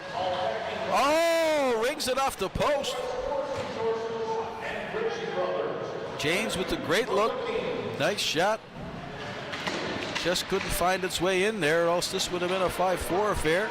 7 to go now in this third period. Shots are 39-33 in favor of the Growlers.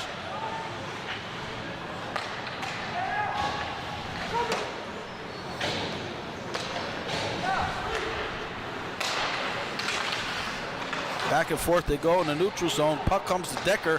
He shoots. Big rebound, and they score!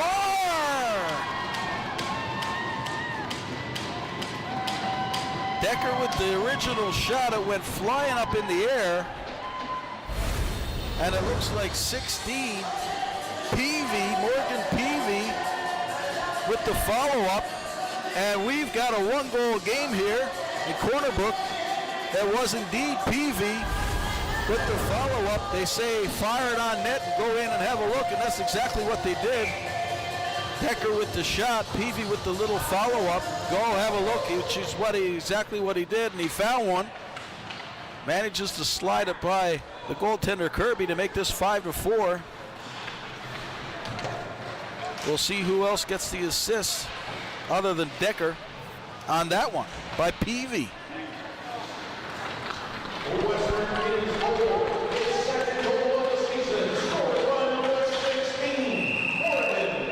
Peavy second. Assisted by number 11, Carter Decker, and by number 2, Michael Cumby and Decker with the assists on that one to make it a 5-4 hockey game.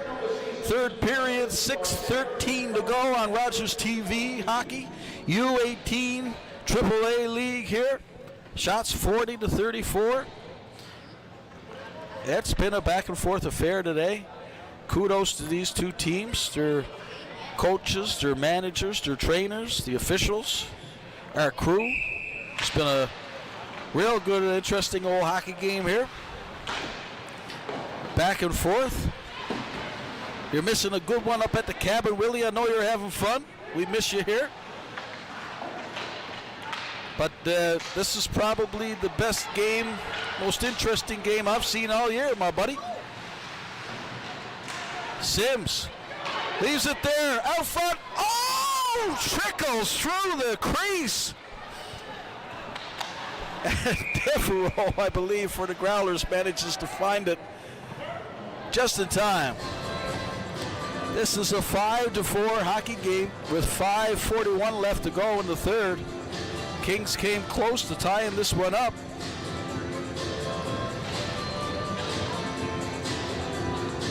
It's been a good one. Bowen will try and win the draw for the Growlers. Puck gets poked back to the Growlers D. They'll gain the red and dump it in. This is Mercer. He leaves it there for Gould with a moment or two. He gets across ice to James. Little bobble over his stick. Cave fans on that one, but the puck comes to James. He loses it on the poke check. Gillespie. They turn it over on the wall. This is James. He can't get it through. Skinner now. Off to his butt. Avery. Avery stops and pops. Turns it over though. Likewise, the Kings back to the Growlers. They give it. Avery over the line. Skinner in ahead of him. Tries to throw it on net. It's blocked. Skinner now with the moment. He gets it deep. Mercer will get that puck first and back over to his partner, Wiseman.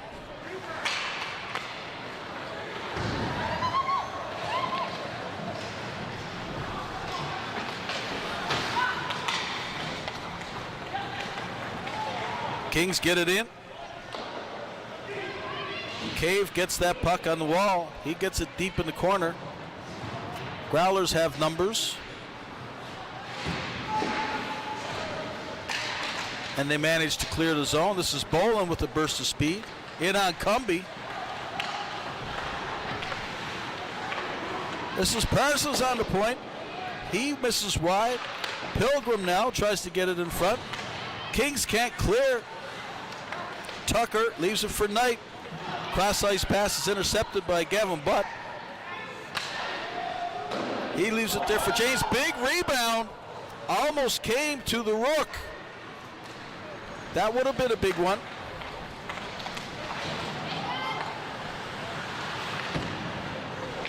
That would have been a fortuitous bounce to Gavin Butt had that puck come to him with a wide open net. Having scored his first ever earlier in this game to make it a 4-3 game at that time. Urquhart goes looking for the puck, but it's called down on an icing call. 3:15 now to go. Face-off will be back down in the King zone here on Rogers TV at the Corner Brook Civic Center here this Sunday afternoon. A lot of action here this weekend in Corner Brook, and U15 AAA is hosting some of their games. Of course, we got the Growlers in town for this U18 three-game set, Friday, Saturday, Sunday, and the Central Western Senior Hockey League has saw action in both Deer Lake and Stephenville over the weekend. All teams involved. Puck comes to James Urquhart. He gets it behind. Nice play by Devereaux to recover on that one. Poke the puck away from Urquhart. James fans on that pass out front. The puck comes up over the glass and out of play. 2:42 now in this one-goal hockey game. Shots are 41-35 in favor of the Growlers. Lammy here with you. One half of the Willie and Lammy duo holding the fort, trying to do trying to do the play-by-play and the color all at once without my buddy hanging out with his granddaughter, Addie, up at the cabin. Hope you're having as much fun there as I am here today, Will. Puck comes back to Spingle. He lets it go. Austin can't find it on his stick. The Growlers will get it.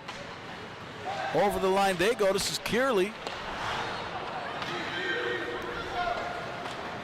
Just over 2 to go now. You wonder if the Kings will try and get it low. This is Hussey. See if they can pull Jake Stone for an extra attacker. Try and tie this one up. 2:04 now. Gillespie finds the puck. Decker is on him. He gets it across to his D partner. Out they come. Over the glass it goes. 1:55 to go now. Shots are 42 to 35. In what has been a tremendous hockey game here by both teams, back and forth. Chances back and forth, saves back and forth, goals back and forth, penalties back and forth.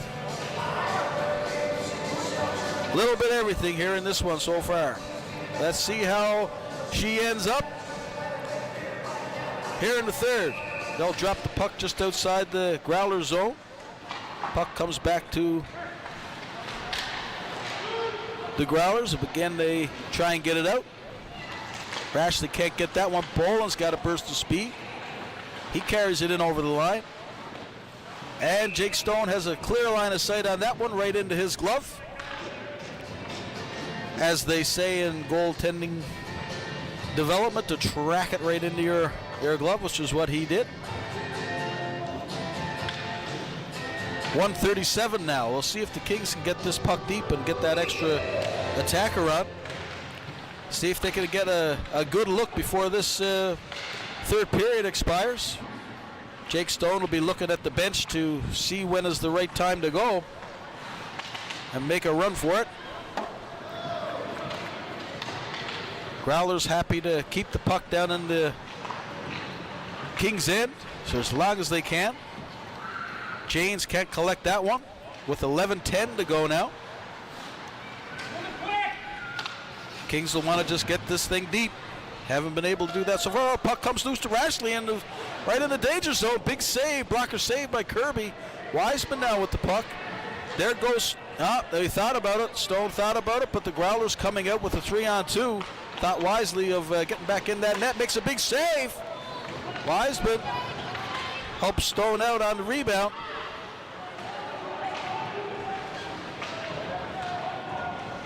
Devereaux picks up that puck. Riley Cave gets a piece of him. Separates the man from the puck. This is Wiseman now up the middle to Rashley. He gathers the puck. Oh, big rebound to Cave, and he just couldn't find it on his forehand.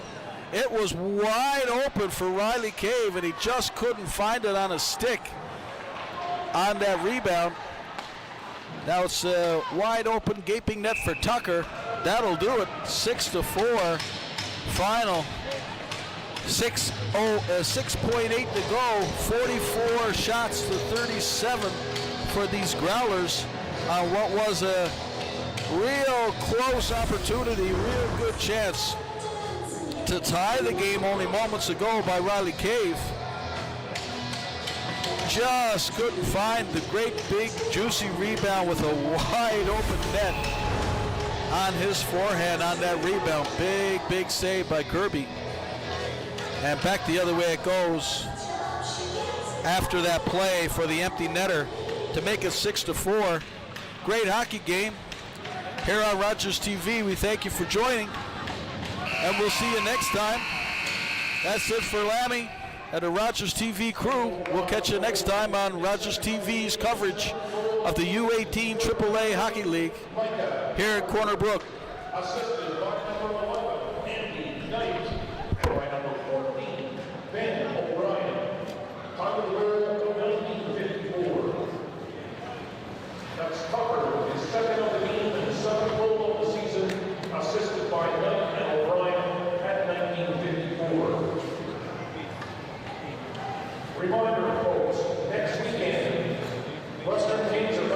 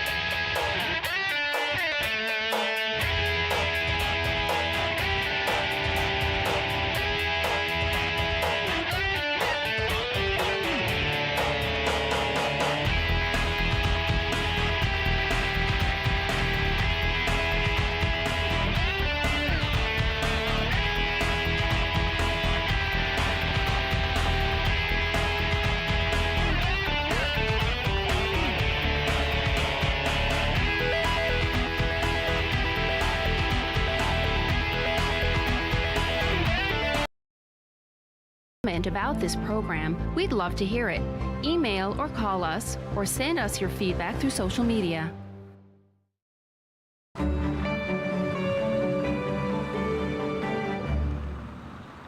Come on in, take a seat. Or better yet, Look at this crowd on its feet. for aggressive D and knockdown threes, athleticism and speed, for Spicy P. Spicy P. Lit it on the big stage. Yes, this season brings change. Yes, this team has turned the page. But it's still a no G thing, always a Scotty B thing. When you want everything Raptors, nothing but Sportsnet. Today, I helped a parent feed their family by connecting them to a food program. Today, I helped someone connect with mental health supports. Today, I helped a couple struggling to pay their bills access financial aid. Every day, 211 navigators connect Canadians to critical government and community programs and services. 211. Help starts here. Game TV's Watch and Win contest is back with over $75,000 in cash prizes. Tune in to Jeopardy weeknights at 8:30. Spot the code word, then head over to GameTVContests.com to enter. With a new code word every weeknight, that's 35 chances to enter. Don't just watch the winners, be a winner with Game TV's Watch and Win contest. Contest runs October 16th to December 1st. Visit GameTVContests.com for more info.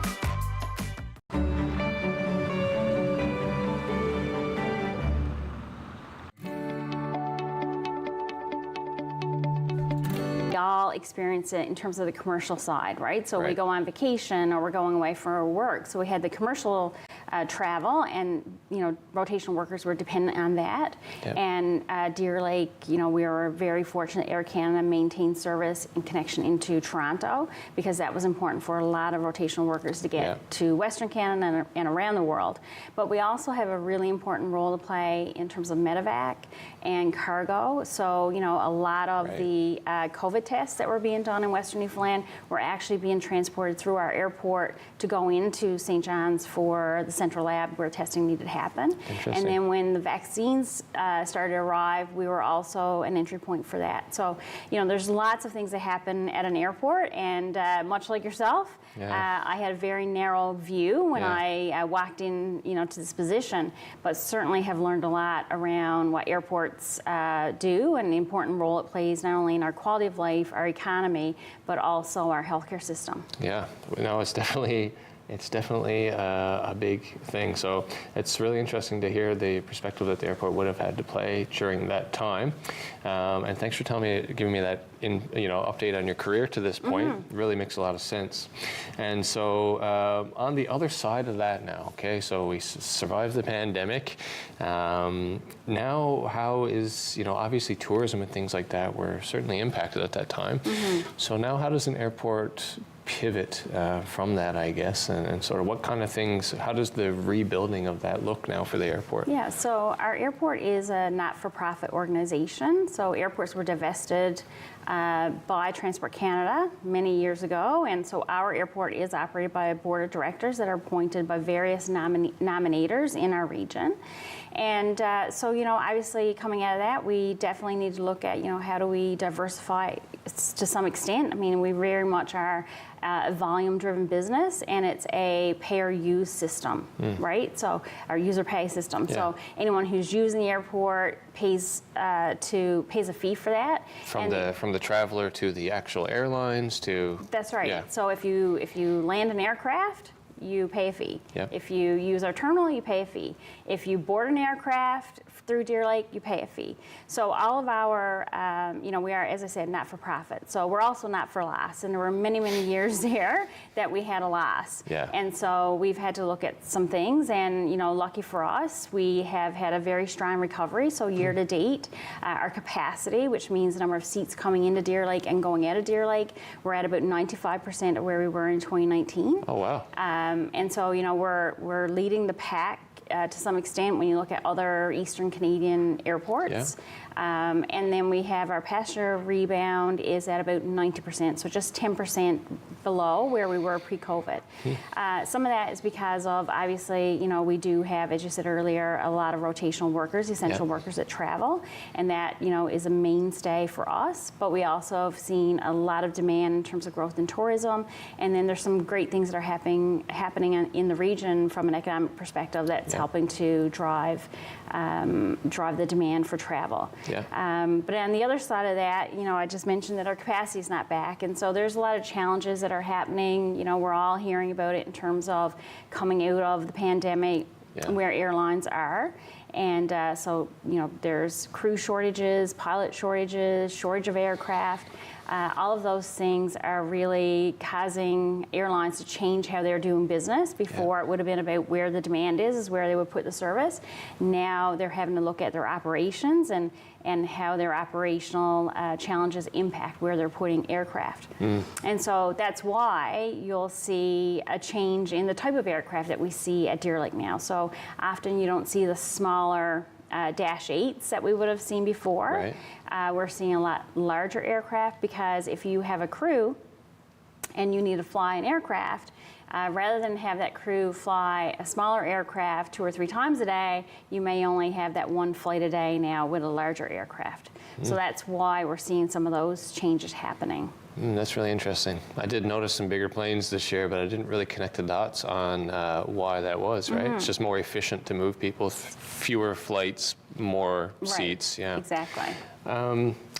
So in terms of actually, I guess, the day-to-day operations of the airport, a lot of people might look at the airport and see, all these people, all these humans, from the Air Canada kiosks to the guys on the fuel trucks to firefighters and baggage handlers and all that sort of things, and the CATSA. So can you explain the sort of structure of that a little bit, and what the authority I guess manages directly, and then what is done by other outside companies and things like that? Yeah, so we're almost like a broker, a facilitator for air service and air travel, right? Yeah. So we do have employees, and our employees are airport technicians who are also aircraft rescue firefighter trained, and we have 25 employees that report into the airport authority. Everyone else, from the airlines, the check-in counters, security, the CATSA that does your screening, the cleaners, those people are under contract or have a contract with us to provide service. So we don't directly employ the majority of people. There's, depending on the time of year, 200 to 350 people that work out of the airport. Oh, really? Yeah, but we only have a small portion of those people. Yeah. And so, we don't tell the airlines when to schedule their flights. We don't hire the people that work, in the counters. We're very fortunate. We have really good relationships with our partners, and we have, great people that work at the airport, very strong sense of ownership in terms of the airport doing well, but they're not necessarily direct reports to within the airport authority. And I think that was one of the big things that I was surprised to learn, right? Is you guys oversee all the operations, but with essentially like a skeleton crew of your own staff, just, a sort of an efficient team up there. But I also didn't realize that many people would have been reporting to work every day in the peak seasons, right? Absolutely. Yeah. And so what do you think are some of the big opportunities maybe? And by the way, I just got the light from our producer, which means we're in the last minute. What do you think are some of the big opportunities for the airport in the future? Or, are there any particular types of projects or things you would love to see happen, while you are the CEO of this airport? Well, we have a very active and strong growth agenda. So we would like to see more land developed at the airport. We have a lot of land available, and so we'd like to see that, explore that a little bit more and see what can happen there. And I certainly would like to see passenger traffic grow and see more airlines, in particular more service year-round. So we do really well in the peak season, May to October. Last year we had Flair. They just announced they'll be back again this upcoming season. This is the season of airline and air service announcements. So we're hopeful to see what this year will bring for us. Right. But yeah, those are our main objectives, is really trying to increase our business and increase the offering to people in the community so that people feel that they have lots of options to travel and get where they need to go, whether it's for work or business or, pleasure. Yeah, I think options is a good way to put it. I think that's really what stimulates, the travel activity. Is those options. And just one thing you touched on there, I guess, in terms of sort of the land and opportunities around that, is that something that, you're sort of putting the call out to the community to say, hey, if somebody sees some value here or has something they want to discuss, is that conversations you want to have, or is there another direction you're taking to maybe develop things there? Yeah, so we're actually, tomorrow, we have the closing of our master plan RFP, so we're looking for a consultant group to come in and help us kind of do, a 40,000-foot view of our operation and where do we want to invest, what are the business opportunities. Coming out of that, then there will probably be opportunities, whether that's through an RFP or some sort of a call for interest to look at what we can do to expand what we offer at the airport. Nice. Tammy, that was all very insightful stuff, and I thank you for coming down here. And I only hope that in the future, when there's exciting announcements, as there has been from the airport lately, that you'll come back and share them with us. Absolutely, I'd be happy to. Awesome. Well, good luck with everything up there this winter. Thank you. That was Tammy Priddle, CEO of the Deer Lake Regional Airport Authority. We're going to take a quick break for a commercial, and we'll be right back. Stay tuned. All right, and now it's time to touch base with our friends all over Western Newfoundland at some of the fine venues, especially here in Corner Brook, to see what is happening in the month of November. As always, we have an exciting lineup at the Arts and Culture Center. Currently on display in the lobby, we have an exhibit called The Space Between by Ariane Rennick. Coming up in December, we have the annual lawn exhibit with their holiday celebrations, and that will be on display until January. November also brings an exciting new production of Resource Center for the Arts production of Supper Club. This is a new play by Grenfell alumni Willow Keane, directed by another graduate from Grenfell, Nicole Russo. And it also features many Grenfell graduates. The play is about a group of women who get together to eat, drink, tell stories, laugh, cry, and be saucy. Grab your friends and your nan if she's saucy, and come out for a fabulous night of entertainment. This play is on November 6th and is not to be missed. After that, we have fan favorite Dave McHugh doing his Neil Diamond tribute. For those of you that have seen Dave perform, you know this is going to be a great show. He also has a fabulous band to back him up, and that's going to be on November 7th. Off-Broadway's production of Green Day's American Idiot is up next, featuring local performers. And this opens on November 16th to 18th for 3 nights. And as always, you know that this is going to be a great night of music and entertainment. On November 20th, we have Stephenville Theatre Festival's production of To the Girls. This play, written by Megan Greeley, takes place at the Stephenville Air Force Base just after the assassination of JFK.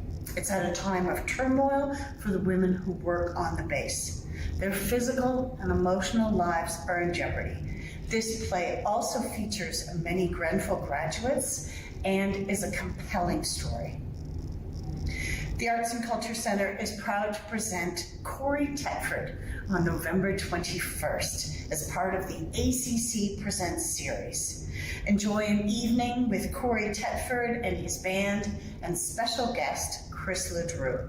This will be a journey of his career to date as he performs songs from his solo records, some classics from the Crush records, and songs from his biggest influences. You'll hear soul, R&B, country, and some good old rock and roll, as well as some stories that'll make you laugh and maybe cry just a bit.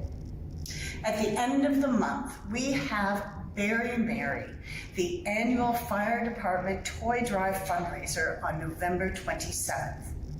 Coming up for the rest of December, we have lots of holiday-themed entertainment, and if you're looking for the gift to buy that someone special, we have gift certificates so you can give the gift of entertainment. I'll see you at the show. Hello everyone, my name is Soham and I'm in my second year in business program at Grenfell. Today I'm going to announce you the November events, starting with celebrating Grenfell authors, which is going to be held on November the 3rd from 4 p.m. to 6 p.m. Please join us in celebrating 5 faculty representing all 3 schools who will be sharing their research and writing in the library, followed by a reception and cash bar. The location is the Ferris Hodgson Library. Join us every Friday on our Grenfell Research Facebook page for the Friday Light Information Research Talks, also known as FLIRT, every Friday at 12:30. Learn a little about the interesting research topics taking place on campus. We are here, community discussion on participation and the arts. This will be held on Wednesday, November the 8th from 5 to 8 p.m. Join host Peter Wright, School of Fine Arts, for a community discussion about participation, inclusion, and the arts. The event will showcase a community photography project with the Association of Our New Canadians and London-based photographer Leanne Harris, along with contributions from special guests. This will be held at the Center for Research and Innovation. There are few new productions at the Grenfell Theatre. She Kills Monster from November 1st to November 4th. 2 one-act plays, The Bald Soprano and Will They Never Leave. This will be held from November 22nd to November 25th. Get tickets and more information by visiting the Messenger blog on the webpage. Thank you. Welcome to the RAC, the Rotary Art Center, and a really exciting couple of weeks coming up on our stages.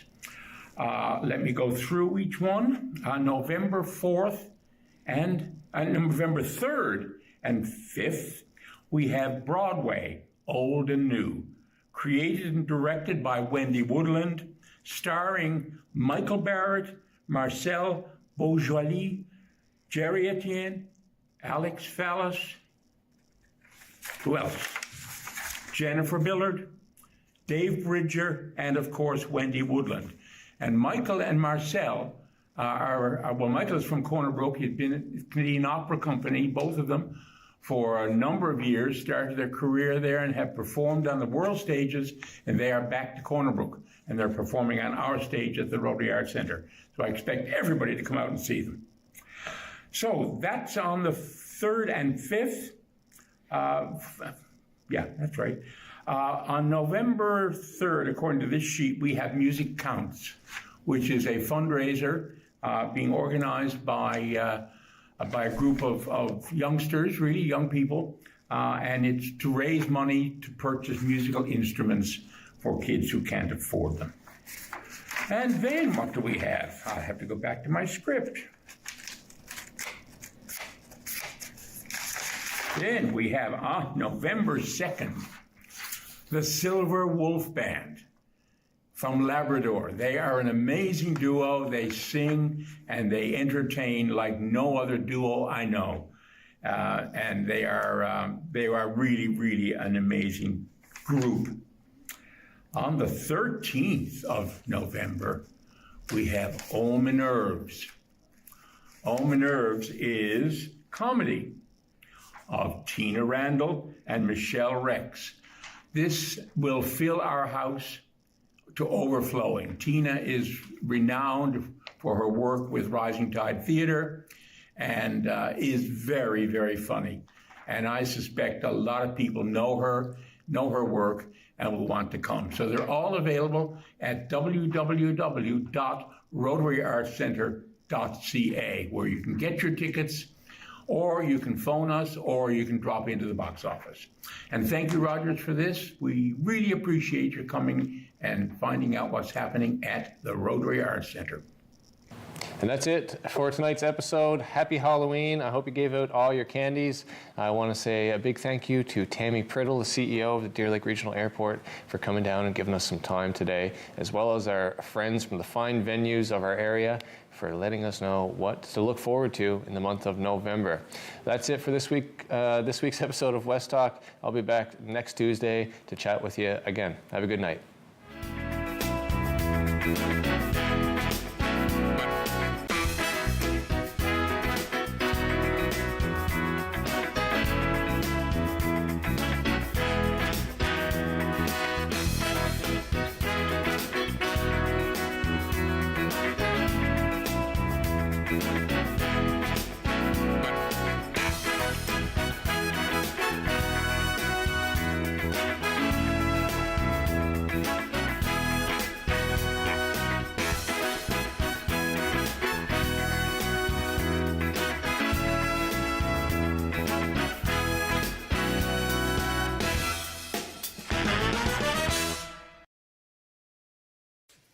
We do 4 beats to call our ancestors to our circle. For 15 years, I was very involved with the community. And then one day, a tragedy happened. My 15-year-old grandson was killed in a car accident. There's nothing in this world like it. I went to a very dark place where all you can think about is the loss and the pain. And nothing else comes into your mind until one day you get a phone call and all of a sudden the light comes on and you remember, well, maybe I'll go, it may help, it may not help. But the moment that I got into the circle, and it was like a weight lifted. The culture is, for me, is what brought me back. My family, my friends too, as well, of course, in the community, but my culture, my beliefs, and the women. A healing circle is very powerful. You have women who have been through trauma, who at the moment are probably still going through trauma like I was, physically and emotionally. When the stick or the rock is passed around to each person they speak, it's like a piece of your pain went to each of them. And when the stick comes back to you, half of that load on your shoulder seems to be lifted. It's very powerful, and it's there. It's offered to anybody who needs it. A healing circle can be called anytime. There are a lot of things that we offer in the culture, help offers in the culture, the Women's Association, with talking circles and healing circles, workshops, different workshops that you can come to.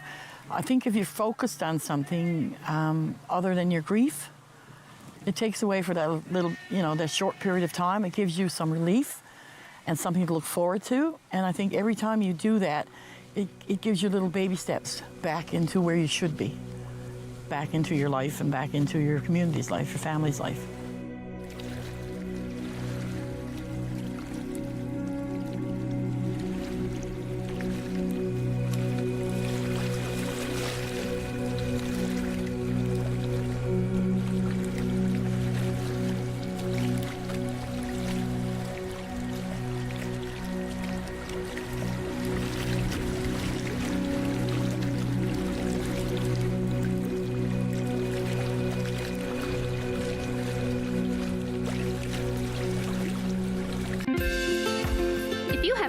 About this program, we'd love to hear it. Email or call us, or send us your feedback through social media. Hi,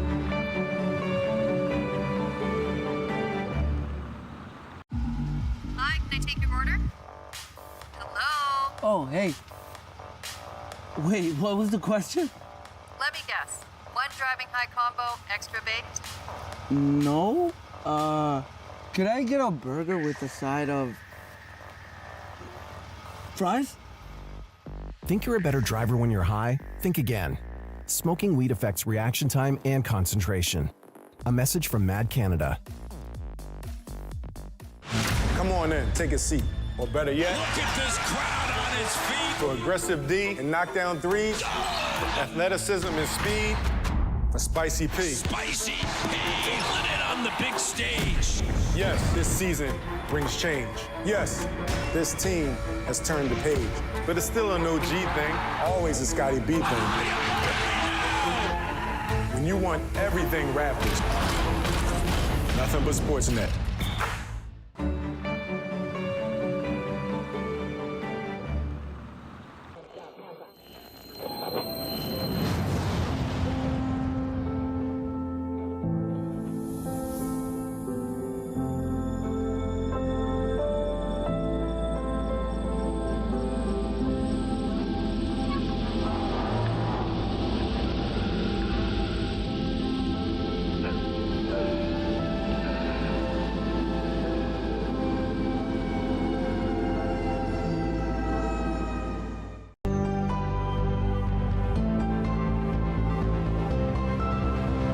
This is Rogers TV.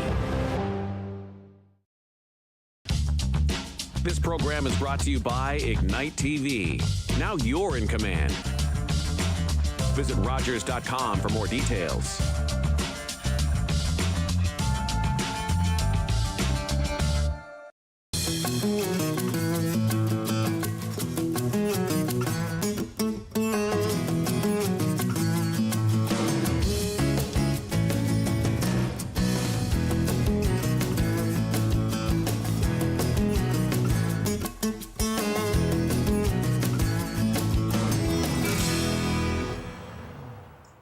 I want to welcome all of you, fellow Newfoundlanders and Labradorians, to a special public forum about the province's rush into wind hydrogen energy, the impact on people, the unanswered questions, the echoes of earlier mega project mistakes. My name is Tara Manuel. I'm co-chair of EnviroWatch NL. We're an independent, nonprofit provincial citizens group formed almost a year ago to bring more transparency and accountability into government decision-making on matters affecting the natural environment. You can become a financial supporter of EnviroWatch NL or an active member of our group, and information as to how to go about that is available on our Facebook page or at our website at envirowatchnl.com. The other co-chair of EnviroWatch NL is Glenn Wheeler, whom many of you may know from the podcast Mi'kmaq Matters, and that's also streaming this public forum on its Facebook page. So the discussion tonight will also be available for viewing in a week or two on Rogers TV, and we thank Rogers for being here with us tonight and recording the event. And we'll be posting those times on our EnviroWatch Facebook page and our website. Okay, so right off the top, we'd like to state that we do think wind energy is a crucial aspect in reducing emissions and responding to climate change. However, we think it must be built at an appropriate scale and directly benefit the communities which host the projects. The provincial strategy, in our view, is poorly thought out and may actually result in an increase in carbon emissions, which we will discuss. If you'd like to know more about EnviroWatch's position on wind energy, you can read our position paper, and that is available on our website. So right now, I'd like to ask Glenn to introduce the panel, please, and tell the audience about the format for tonight. Great. Well, thanks, Tara, and welcome everyone. We have three panelists starting as they appear on my screen. In the upper left of my screen, I see Russell Williams, and Russell is an associate professor in the political science department at Memorial University. And on my other side, Tani Park-Tai, a resident of the Port-au-Port Peninsula, and a very active member of the people trying to defend the land and water of the peninsula and area. Nick Mercer is here with us. Nick is has roots on this island of Newfoundland and is currently assistant professor at the University of Prince Edward Island in environmental studies and island studies. So we will hear from each of our three speakers, and we'll have some discussion among them. And then we've left lots of time at the end for your questions, comments, interventions, and Hillary McInnes, our producer, will be collecting those and forwarding them to Tara and me, and we will put them on the floor for the panelists and others to discuss. So that's our forum for tonight. Back to you, Tara. Okay, so we'd like to start the discussion with Russell, but before I ask my question, I'd like to give it a bit of context. So Russell, because this project is furthest ahead in the assessment process, we'll be talking specifically, but not exclusively, about the World Energy GH2 project for the Port-au-Port Peninsula and the Cawdroy Valley. And that consists of more than 330